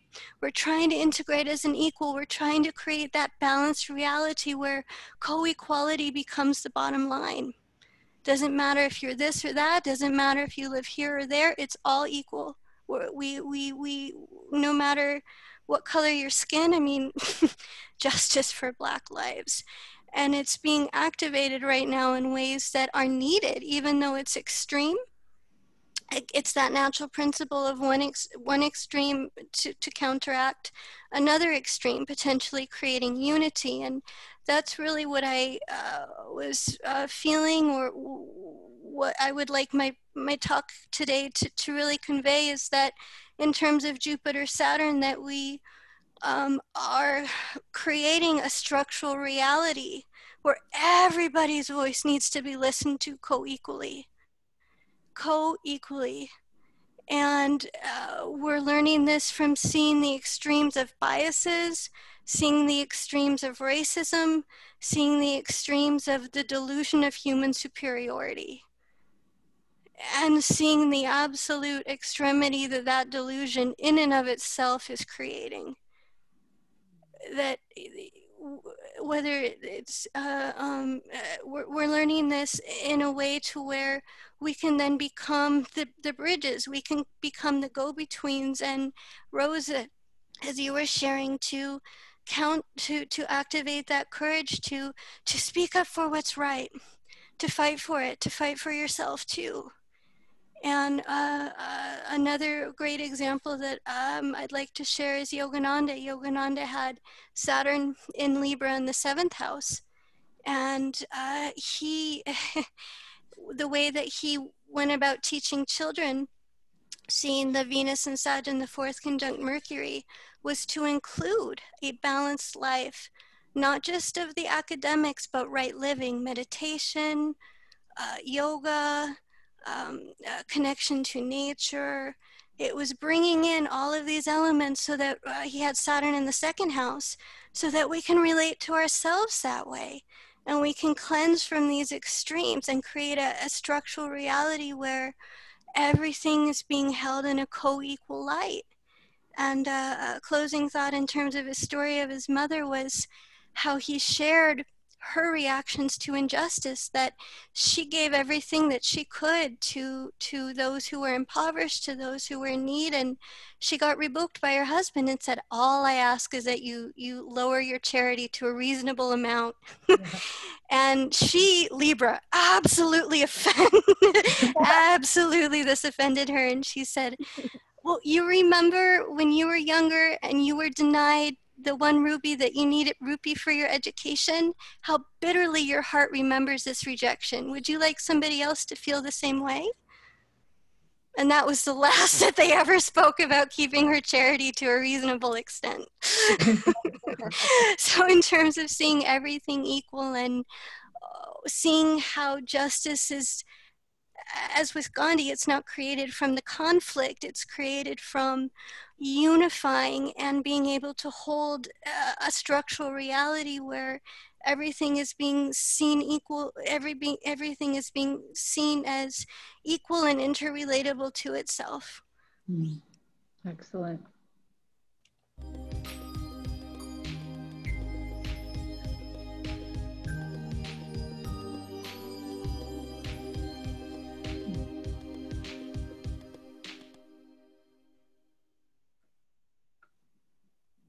Thank you, Deva. Wonderful as always. Just thinking about Gandhi and your planets Jupiter and Saturn, you know, here is a soul who just really brought this understanding of natural human equality and natural justice, natural fair play. And he was willing to be a living example of what that looks like in an active context. Civil disobedience, all the times he was arrested and he didn't resist, and he just really walked his talk, and that allowed for that spirit to really take hold within society, where other people were inspired to be the same way, and it's timeless. I love Gandhi's story too, and one of the things that I remember him saying, I may have mentioned this even on the Mars webinar, but people were amazed because he was this 90-pound man, and he literally took off those silk suits and went around in his loincloth to be like others, right? And you know, just what he prayed for was a courage to take on his mission. He didn't pray for protection. And you think about the polarity being Mars, Aries, that's the courage. The protection, I think of maybe the Capricorn piece, but he prayed for courage, which is the exact polarity, you know, that is necessary through this archetype. But also, one thing I was thinking about when you were talking, he was a lawyer initially, and he ended up fighting the law with the law. And for all of us, the intention in all of our lives individually is to look at our journey and to ask ourselves, what does the evolution of my fingerprint look like?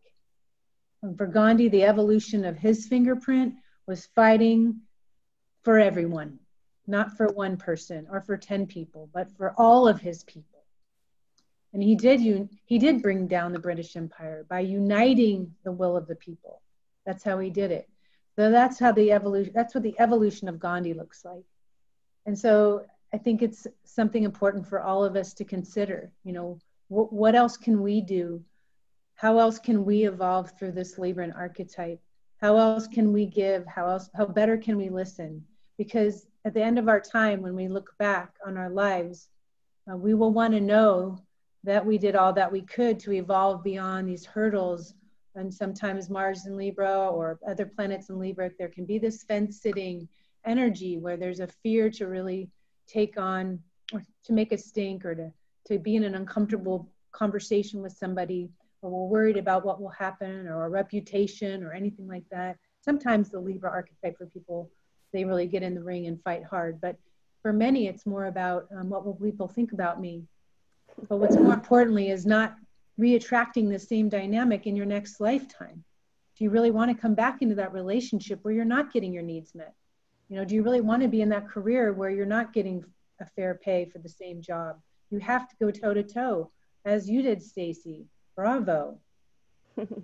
And so anyway, thank you for sharing that, Deva. It was wonderful. I love that story, and appreciate obviously too the Yogananda story or his mother, and the charity piece. All right, so I'll let you introduce our next guest, Stacie. Okay, next we have Marty Dixon, who is this will be her first time presenting in this natural astrology series. So we're all really excited to hear from you, Marty. Welcome. Thank you, Stacie. How's the audio? It's great. Okay. Thank you, everyone, so much. We're talking about Libra as it pertains to and fits into the natural zodiac. And I'm going to be speaking about Libra and Venus and Mercury today, the elemental, most personal planets. And I just want to start by saying that the sign of Libra in itself implies an inherent reverence for all people and things everywhere. It's inherent in all of us, and whether it's developed and apparent is related to our level of evolutionary awareness or our evolutionary consciousness. But it implies inherent reverence for all things and all people everywhere, because at some point in all of our evolutionary development, and everything evolves, everything's evolutionary development, we are all seeking and leaning toward a natural reflection of the other in the world. It's just evolutionary necessity. So we are all leaning toward natural balance and understanding and attention and association with other beings and other planetary elemental the plants, the animals, and the elements. We're all leaning toward that understanding, whether we know it or not. And in true Libra fashion, I just want to thank Linda and all the others for your passion and commitment to this work. Amen. We are all honoring Jeffrey and his teachings, who we all know had his North Node in Gemini in the 7th house of Libra. And those of us who've had the opportunity to sit and listen to him, sit at his feet, so to speak, know that he did not want to come out of the monastery after his tour of Vietnam. He wanted to stay there, be safe, and seek God. But his North Node had other plans for him, and he reached out to other people and dealt with them, even though he admitted he was naturally shy. But the Libra is the part in all of us that implores us to reach out and deal with other people and to tend to them and associate with them to the best of our ability. And that's what every single one of us are doing right now, and all of our EA community and all the observers and listeners who appreciate and lend an ear to this material. And I just want to say that Jeffrey used to say he's doing the work that God told him to do. Remember, North Node in Gemini in the 7th house. Whether it's easy or not, and normally it's not, the North Node cannot be easy. But he said again and again, after explaining a process, he said, do you get it? Do you get it? Is it sinking in on some level? Because he wanted us to become teachers of new teachers, Libra. Okay, so what Libra knows in moving from Virgo, which was your last topic, and doing the service to the whole and learning about karma yoga, which Deva was just talking about, that what benefits the individual and enlightens the whole, and what's good for the individual is benefiting the greater good. And this is our Libran principles, and that is a leap for some people. But the Libra consciousness, the awareness of other people and an outside world, is the most quantum leap in consciousness in the Zodiac. The Aries to Libra polarity is the primal polarity in the Zodiac. And it's gaining an actual consciousness like a window to the outside world. So what we do in our work for ourselves, to understand the concept that truly benefits and deepens all those involved in any kind of interaction, association, or personal change, is a great quantum leap and a great leap toward higher consciousness, which we're experiencing right now in spades. Libra commonly represents the need to be needed, to fit in, or to please others. They can be socially centered and developing a sense of self through cultivating relationships with others. But really what evolutionary speaking, what the Libra type person or people with planets in the 7th house or a strong outer Venus signature, really what they're doing is learning from others so that they can learn from themselves. And we'll talk about that in just a moment, but I just want to show you the natural zodiac for just a moment. To the left, we have what we can see as the Aries 0 point in the natural zodiac, and that shows the correspondence between the 1st house and the 7th house, which is the understanding of the 1st house is instinctual understanding and taking care of oneself and staying alive, really, survival techniques. And then the 7th house is learning how to stay alive via association with others and helping to develop community and relate to others so that you can be strong in partnership and thereby be have greater contribution to the whole. So there's the Aries Libra polarity, and here is our current transits today on September 12th, and I'm going to talk about that a little bit. Let's see here. Jeffrey says that we learn through associations, Libra 7th house, Libra transits, the planet Venus, so to speak. We learn by associating with other people who we really truly are.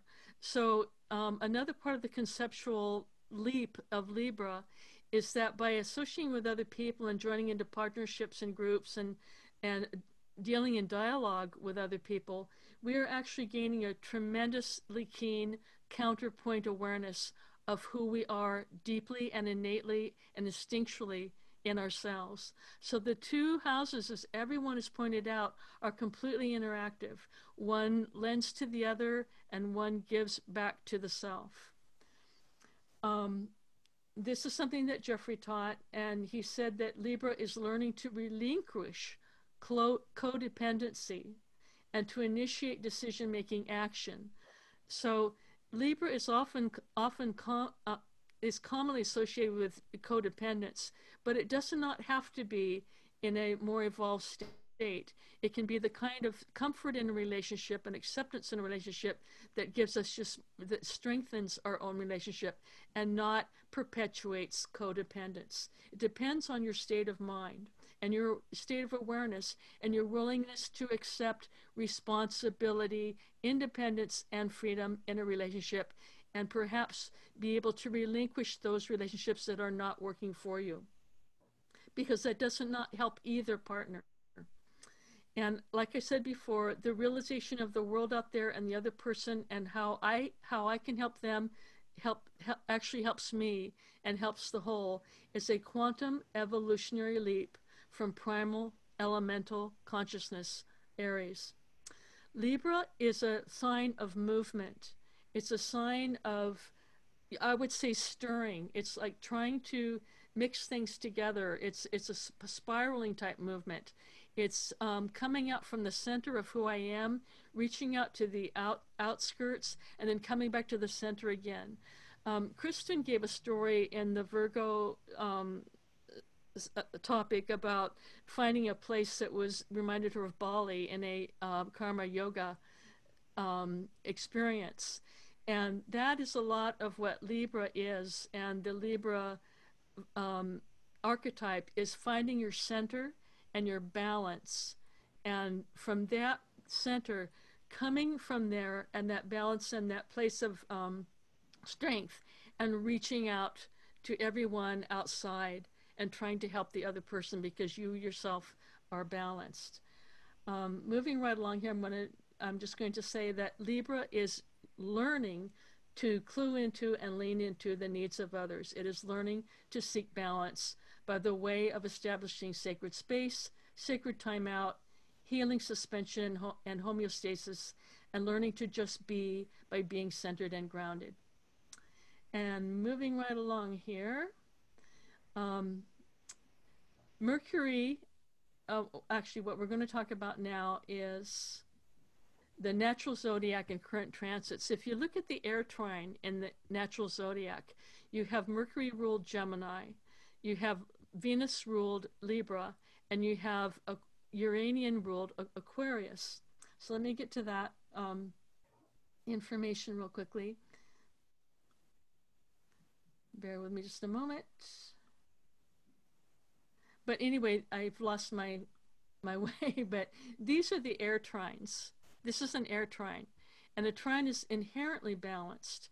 And what we're learning in the third house of Gemini is how to develop our personal consciousness, because Mercury ruled Gemini is how we learn to order our universe and give names and definition to phenomenal reality all around us. Mercury stands for sequential and linear thinking and is deductive in nature. When we move to the air nature of Libra, we're gaining, which is Venus ruled, we're gaining a more sensory or feeling understanding of the phenomenal reality around us and what pleases us and what aids our development and what is pleasing to others as well. And so there's a real unifying, profound, unifying spirit at work in Libra that says what's good for you is good for me, and I'm noticing more of what you need, and that is more of what I need.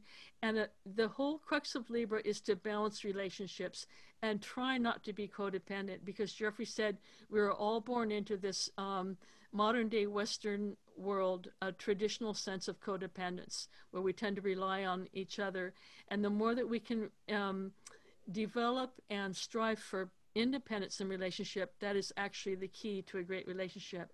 And he went on so far as to say that with Aries on the seventh house cusp, that can actually be a ideal signature for either partner, because if you are independent and holding your own in a relationship, you are and have that perspective, you are giving that to the partner.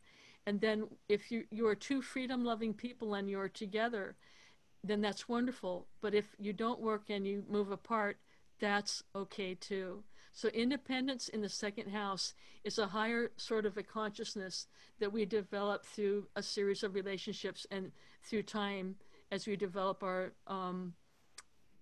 ability to see into other people and move beyond just a rather elemental consciousness of the third house, as which represents what I am learning by myself alone. Okay.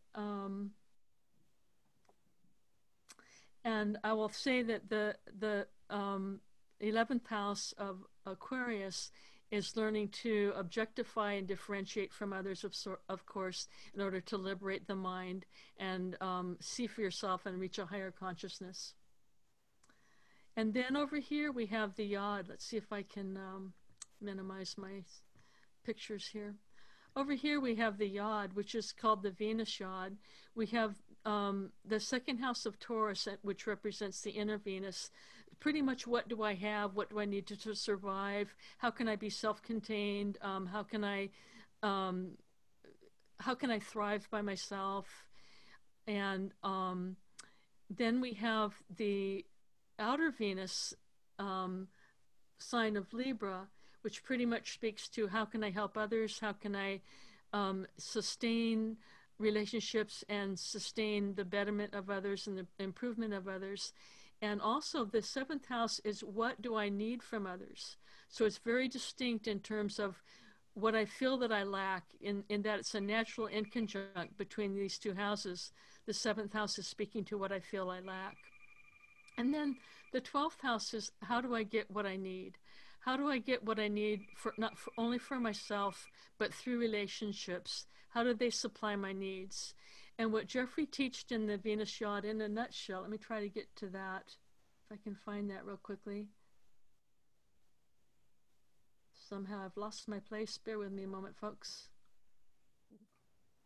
Okay, what Jeffrey taught about the 12th house is if we will just simply learn to seek Creator and seek relationship with Creator, that will answer most, if not all, of our questions. It will strengthen our relationship to self, and it will allow us to give more of ourself freely to the other person without the need or the want of them completely giving back to us that which we think that they should do. But just, he said, just accept the other for who they are and just let them be. So Libra, in an evolutionary sense, assists us in gaining the knowledge and insight of not only who we are, but who we are in relation to others. And I'm going to show you two examples. And the first one is a gentleman who, let's see here, let me get to this real quickly. The first one who is a person who is sun sign Gemini. And Gemini in the natural zodiac, because it inconjuncts Libra, it yearns for association and relationship. So this is someone who really yearns for the relationship and is trying to learn through experiences. And interestingly enough, if you really look at this chart, which becomes very involved once you get into relationship issues, but he's really learning to seek about information and relationship to himself. Venus in Taurus is the opposite of the second house, that which he is seeking through relationships, and to learn about himself is actually to seek a stronger and perhaps more independent and fulfilled relationship with himself. How is he doing it? Through the seventh house, Pisces on the seventh house cusp.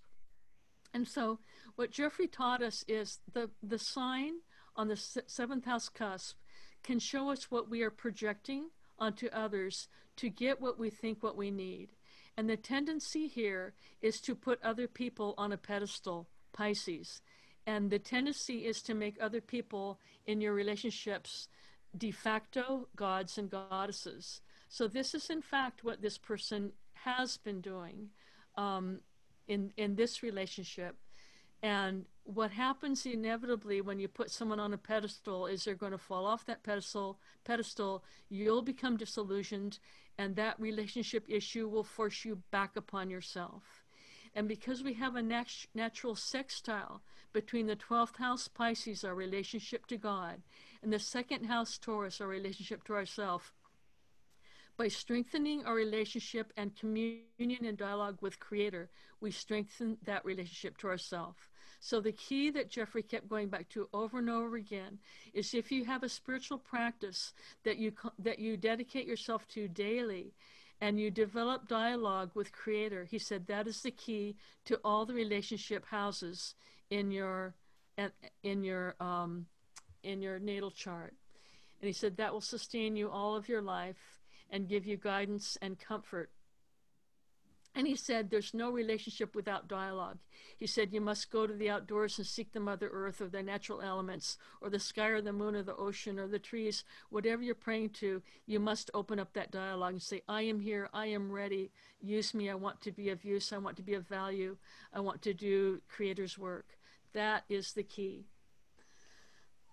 So with Venus ruling the 2nd house, the inner Venus, the soul's evolutionary intention is to evolve through gaining innate sensory and bodily experience through physical union. This house, I'm going to tell you right now, this is a chart of Paul McCartney. This is Linda McCartney, his first wife. And he put her on a pedestal to an extent that when she was gone, he almost didn't make it. His family admitted, the closest ones to him, that they were afraid for him.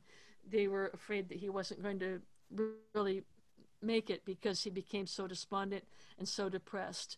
But when you look at a natural yod, the 2nd house relating to the 7th house and the 12th, the way out of any yod, or the instigator of any yod, is the instigator point of the yod. In this case, it's the 1st house Aries. Do something, help someone else, pull yourself out of it, whatever it is. Do something for someone else, and you will begin to pull yourself out of that depression. Let's see. One more thing I wanted to mention is the chart that we don't have here, but I want to mention the chart of Walter Cronkite and just give that as a very brief example. Walter Cronkite, in closing up here, in summarizing here, he had Venus and Mars Mars and Venus in the 12th house, the house of ideal or ultimate union and ultimate relationship with Creator. And he was the voice of a nation through the 60s and the early 70s. He brought us through the Kennedy assassination, the civil rights protests, the Martin Luther King and Bobby Kennedy assassinations, the moon landing, the Vietnam War, and the impeachment of Nixon, the Cold War with Russia, and Cuban Missile Crisis. And at the end of his broadcast, he would always say, "Good night, Dan. Good night, Roger. This is September 16th, 1969. Good night, world." He was a father to all of us, and he had Venus and Mercury in the 12th house. And he was a voice of reason and a father figure to many people. So just in closing, I just want to say that the Hopi elders gave us a message to a Chumash woman in the early 90s, and they said, these are our Hopi 10 commandments, so to speak. Are you in right relationship to yourself, to the earth, to all her creatures and plants and elements, and to the systems? Their implication was, are you in right relationship to the entire system of Gaia, Sophia, and the universe? And they taught her that right relationship with Creator starts right here in the heart, and that home will lead you throughout all time and all creation. The threads of Mercury are everywhere. They represent our personal emerging consciousness, our past, present, and collective future, our connection to each other, and our longingness for each other even after we're gone. Love that. Threads. So there's this wonderful book called Threads by Nell Gavin, and it's The Reincarnation of Anne Boleyn, one of my favorite books. It's an incredible reincarnation story, but it's exactly what you just said. And I think about reading a book, the words on the pages of a book of history, and how that mercurial component, those threads that interconnect us all, right, Marty? That mercurial component. And I love the Cronkite example. I wanted to ask you, what sign was the Venus and Mercury in the 12th for him? They are both in Libra. I left And they're that in out. Libra. Thank Perfect. you, Kristin. I'm glad. I mean, it's like perfect. It's You're perfect. very intuitive.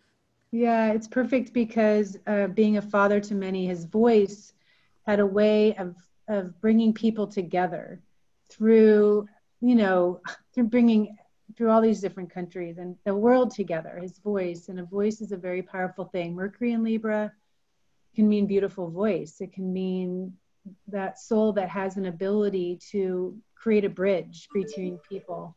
So anyway, I loved your piece here, and thank you so much for your contribution. Stacie, do you have any thoughts you wanted to ask? Yes, absolutely. This is important. So Marty, I really appreciate you paying homage to Jeffrey Wolfe Green, the teacher of this work.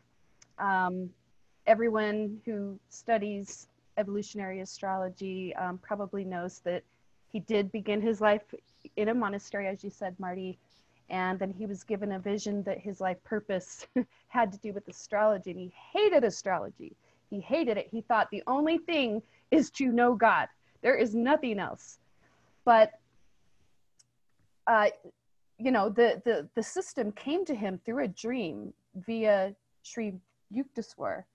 And if you look at that North Node in Gemini, it is completely a system that is so specific. It's a system that is created that can go so deep, and it's so individual. You can have two charts with the same symbols at the same time, but you know, the system gives you different things to look at and evaluate in order to get a completely different story, and therefore the message that you need to give somebody when they need to hear it.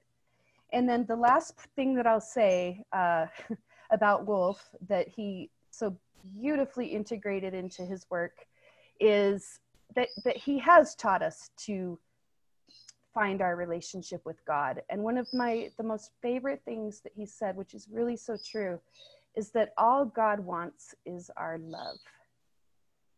Just tell God that you love God. And not only that, you know, instead of asking God what God can do for us, to ask God what we can do for God.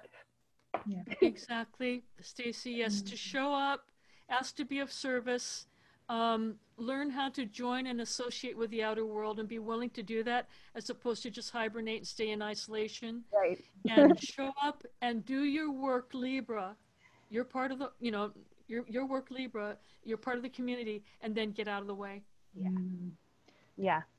I'm so glad you shared that, Stacie, that quote, because so many people fall to their knees in a time of need, asking for help. And it's a relationship, Libra.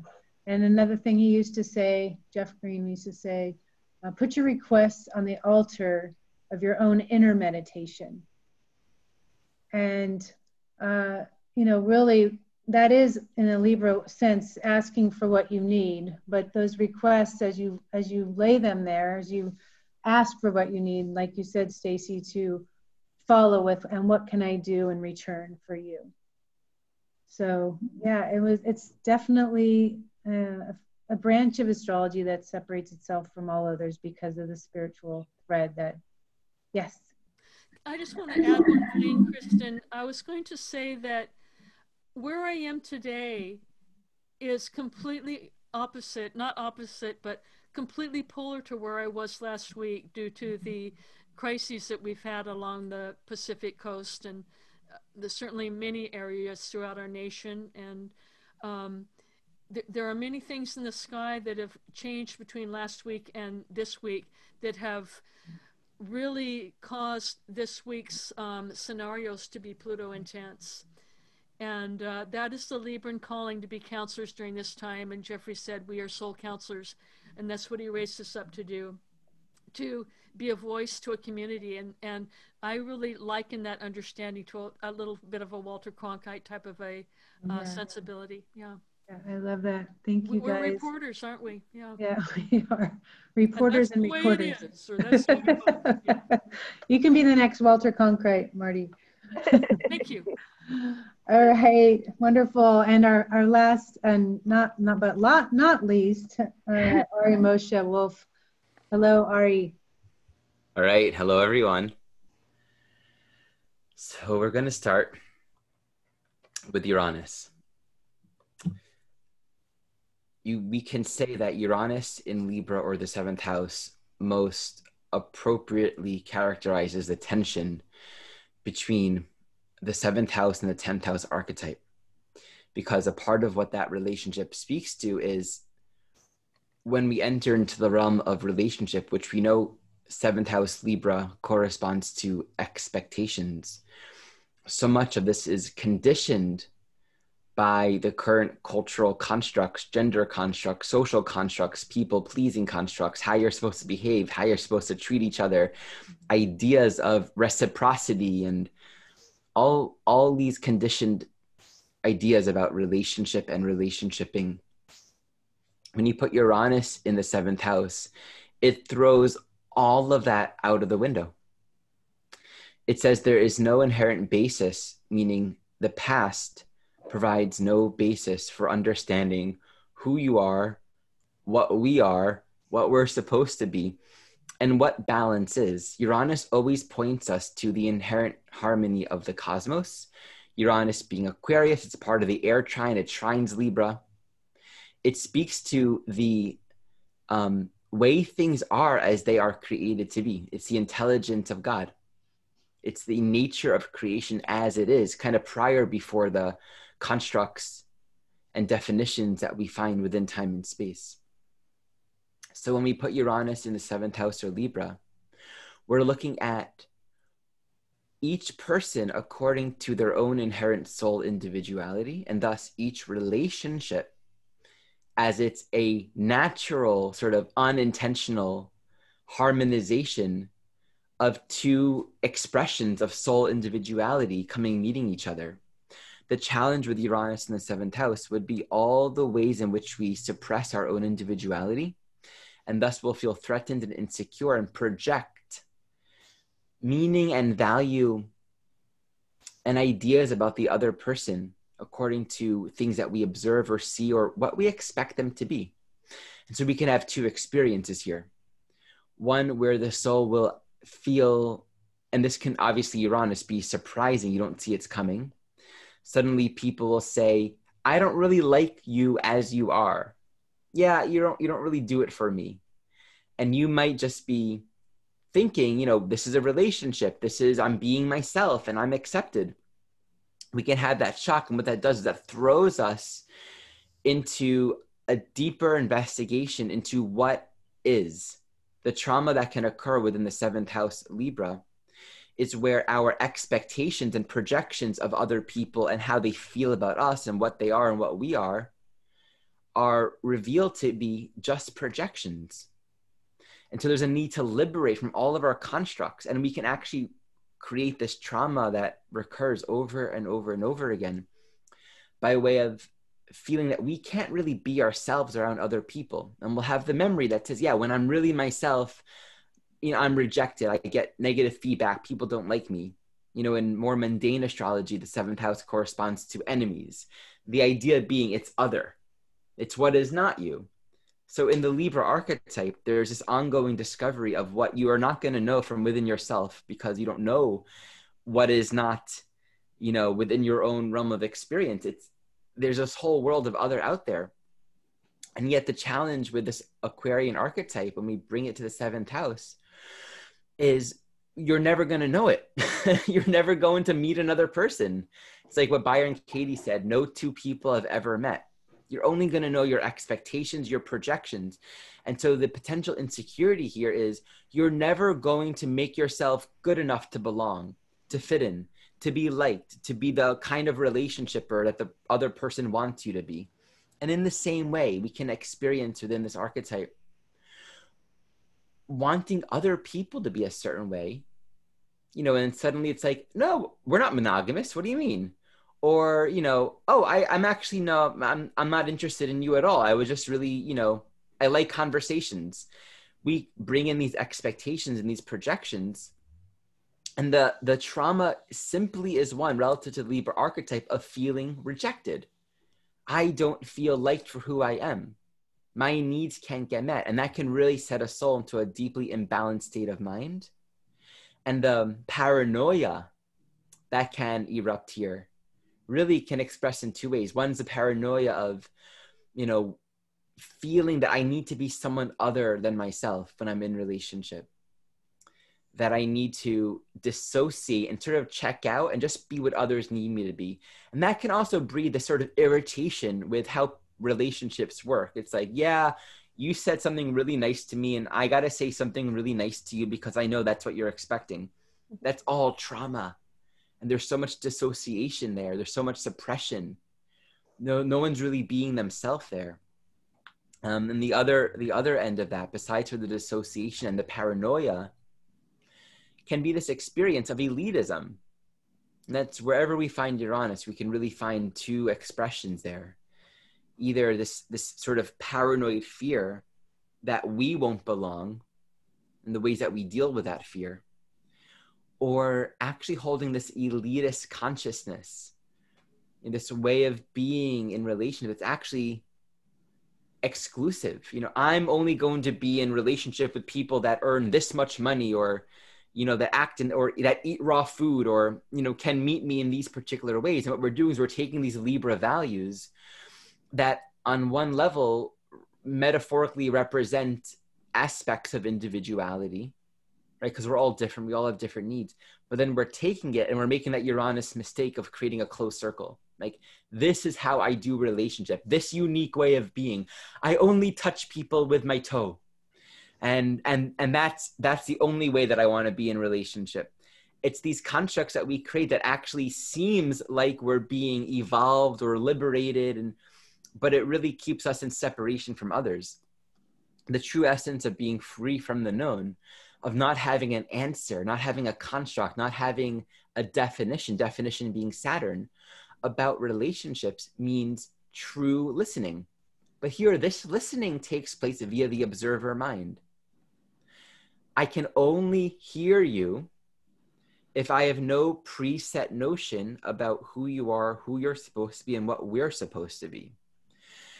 And this, the greater potential, the greater technology of relationship in terms of how we can really meet each other's needs. The fact that we're all a different individual means we all have different needs.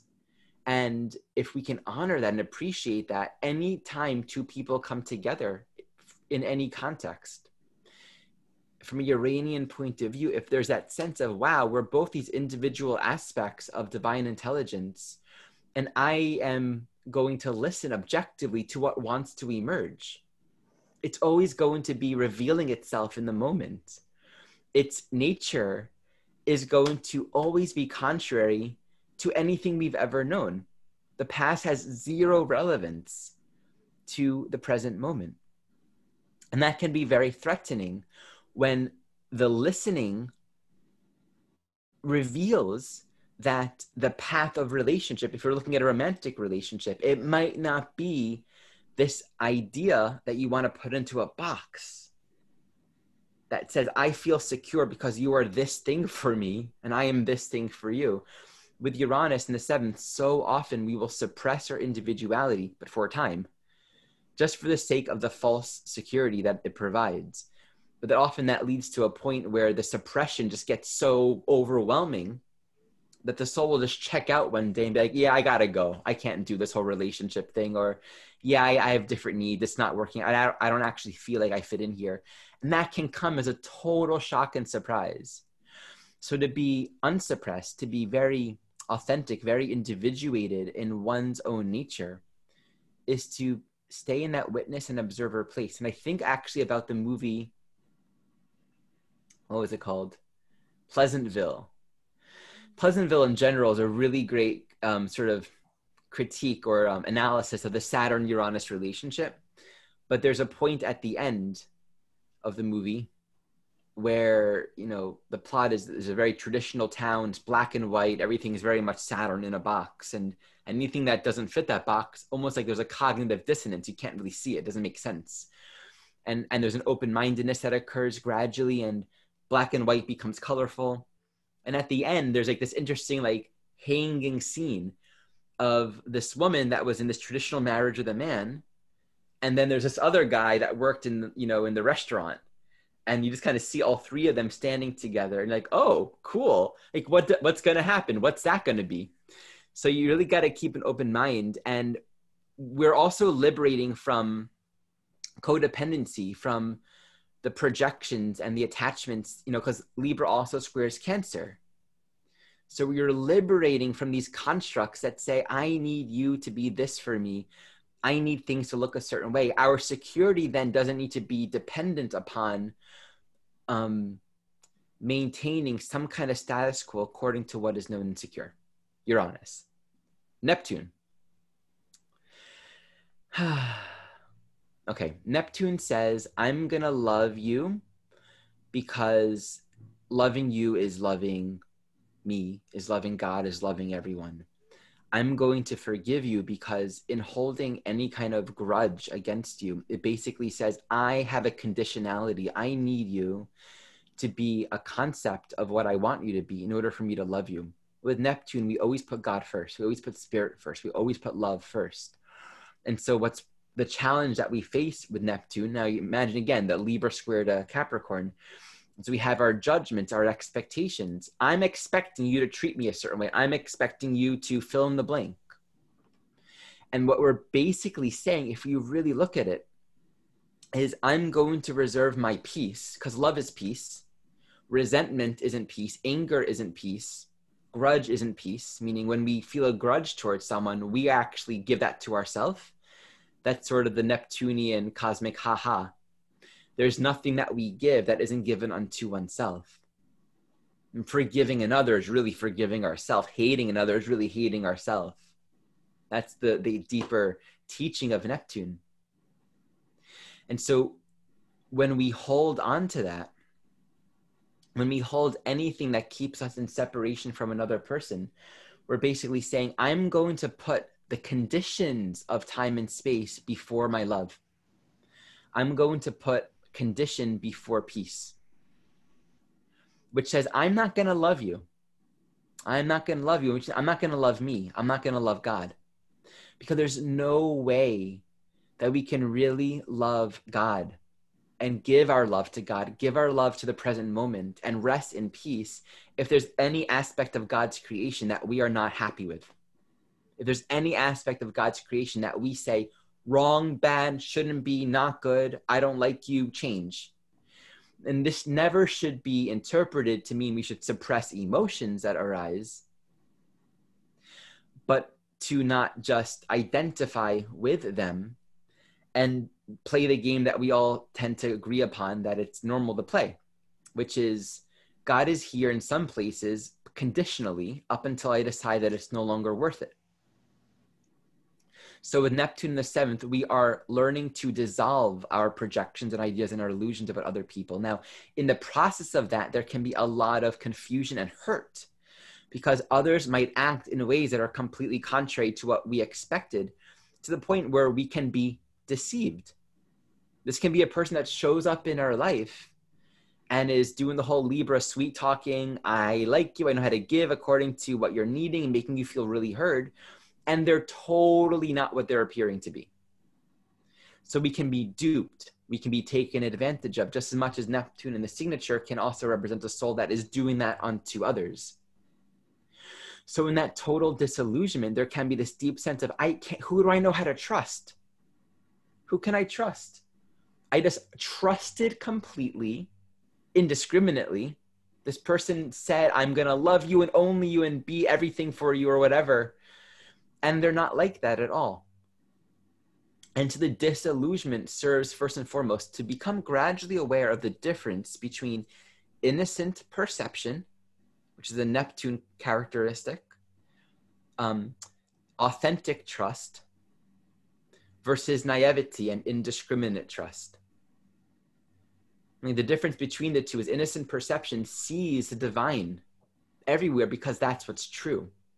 It recognizes that that is the only reality, but it's not going to be confused. It's not going to overlook when people are acting in ways that are deceitful. They're not going to validate egos, but they're not going to be making an ego up according to their own imagining of what they should be.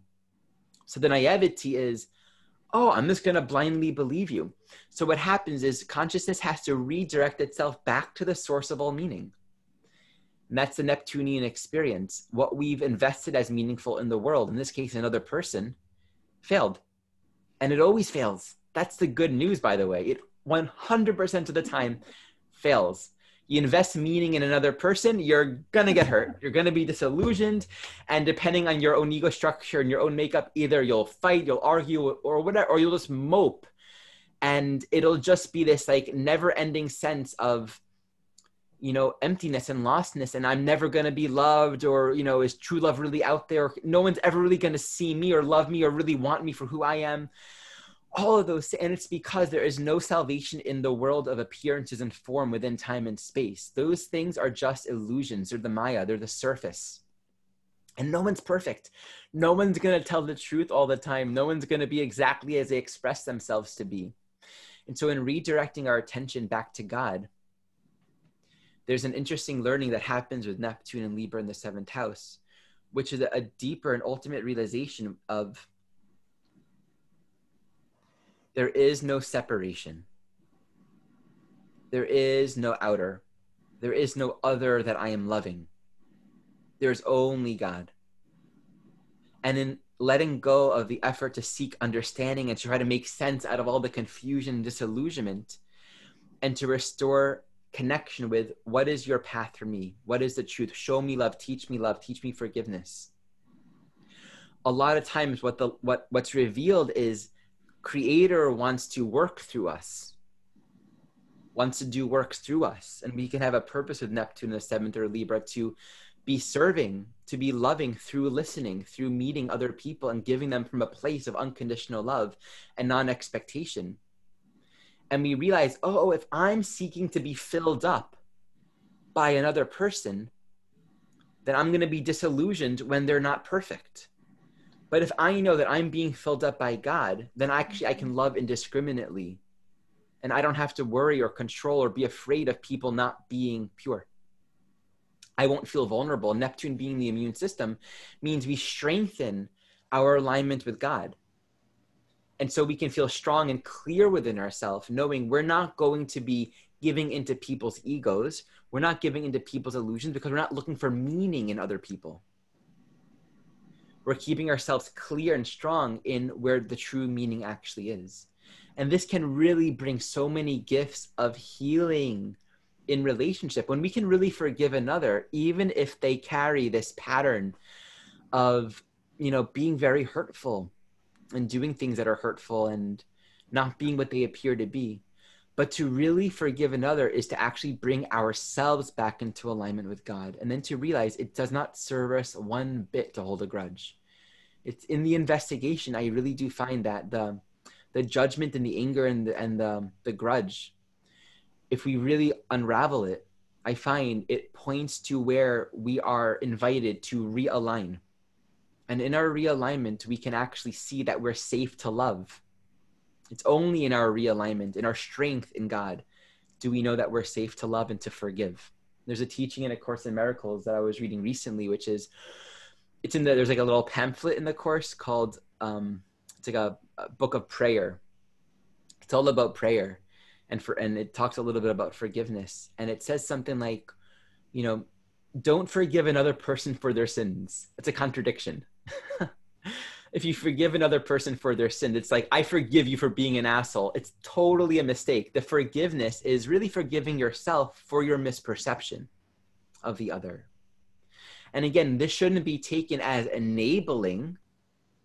It's not useful here. We're not enabling negative behavior and just letting ourselves be walked on. That's not what's going on here. We're elevating ourselves to a non-vulnerable state of being in our alignment. And that's where we can then forgive our own misperceptions. How can we see others other than what they truly are while compassionately recognizing the fallacies of the journey, other than when we are in clear alignment ourselves? Okay. Awesome.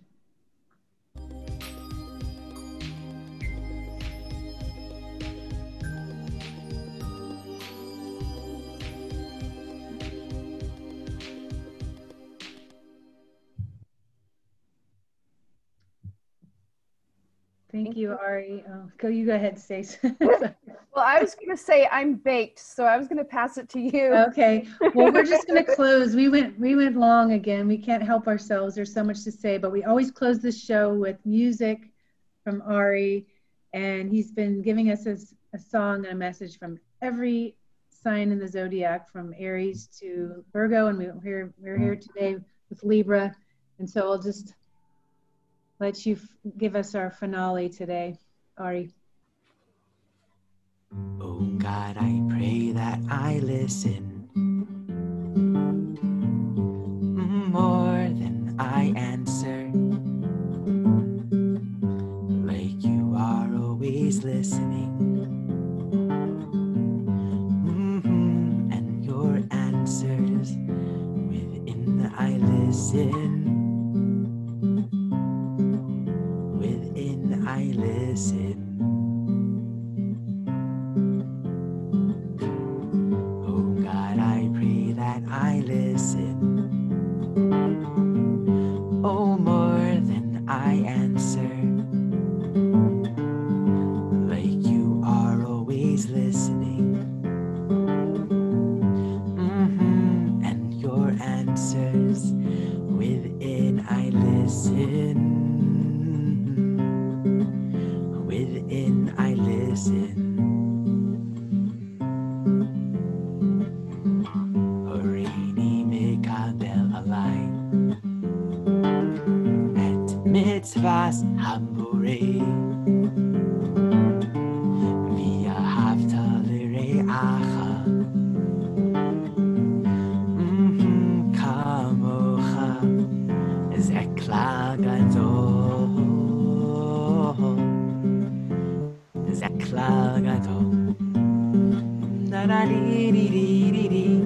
Behold, I accept upon myself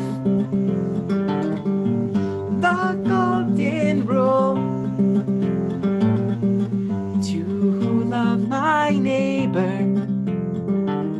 as I love myself, for we are one. Yes, we are one. Behold, I accept upon myself the golden rule to love my neighbor as I love myself, for we are one. Yes, we are one.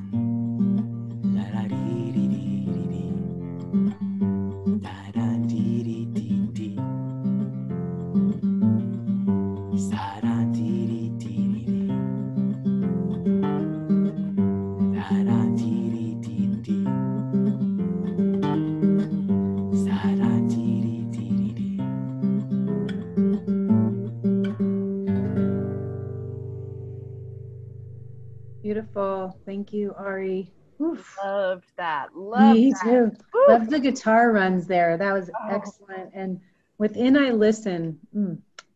That's where it's at, people. All right. Thank you all. And next time we're looking at Scorpio. We're going deep all the way. Saturday, October 3rd, 1 p.m. Pacific. We've changed our time. We've moved it up an hour. Looking forward to seeing all of you. And thanks again to all the wonderful speakers of the panel today. God is blessed, and namaste. Namaste. Thank you to our volunteers too. And woo, Linda, oh my goodness, those slides are incredible. And everything that you do is incredible. Yeah, everything. Everything. But the slides were just melting me today. So here's the website if you're... Oh my goodness, I love that. I do too. If you want to learn more about evolutionary astrology, here's the website. Okay. Oh my goodness.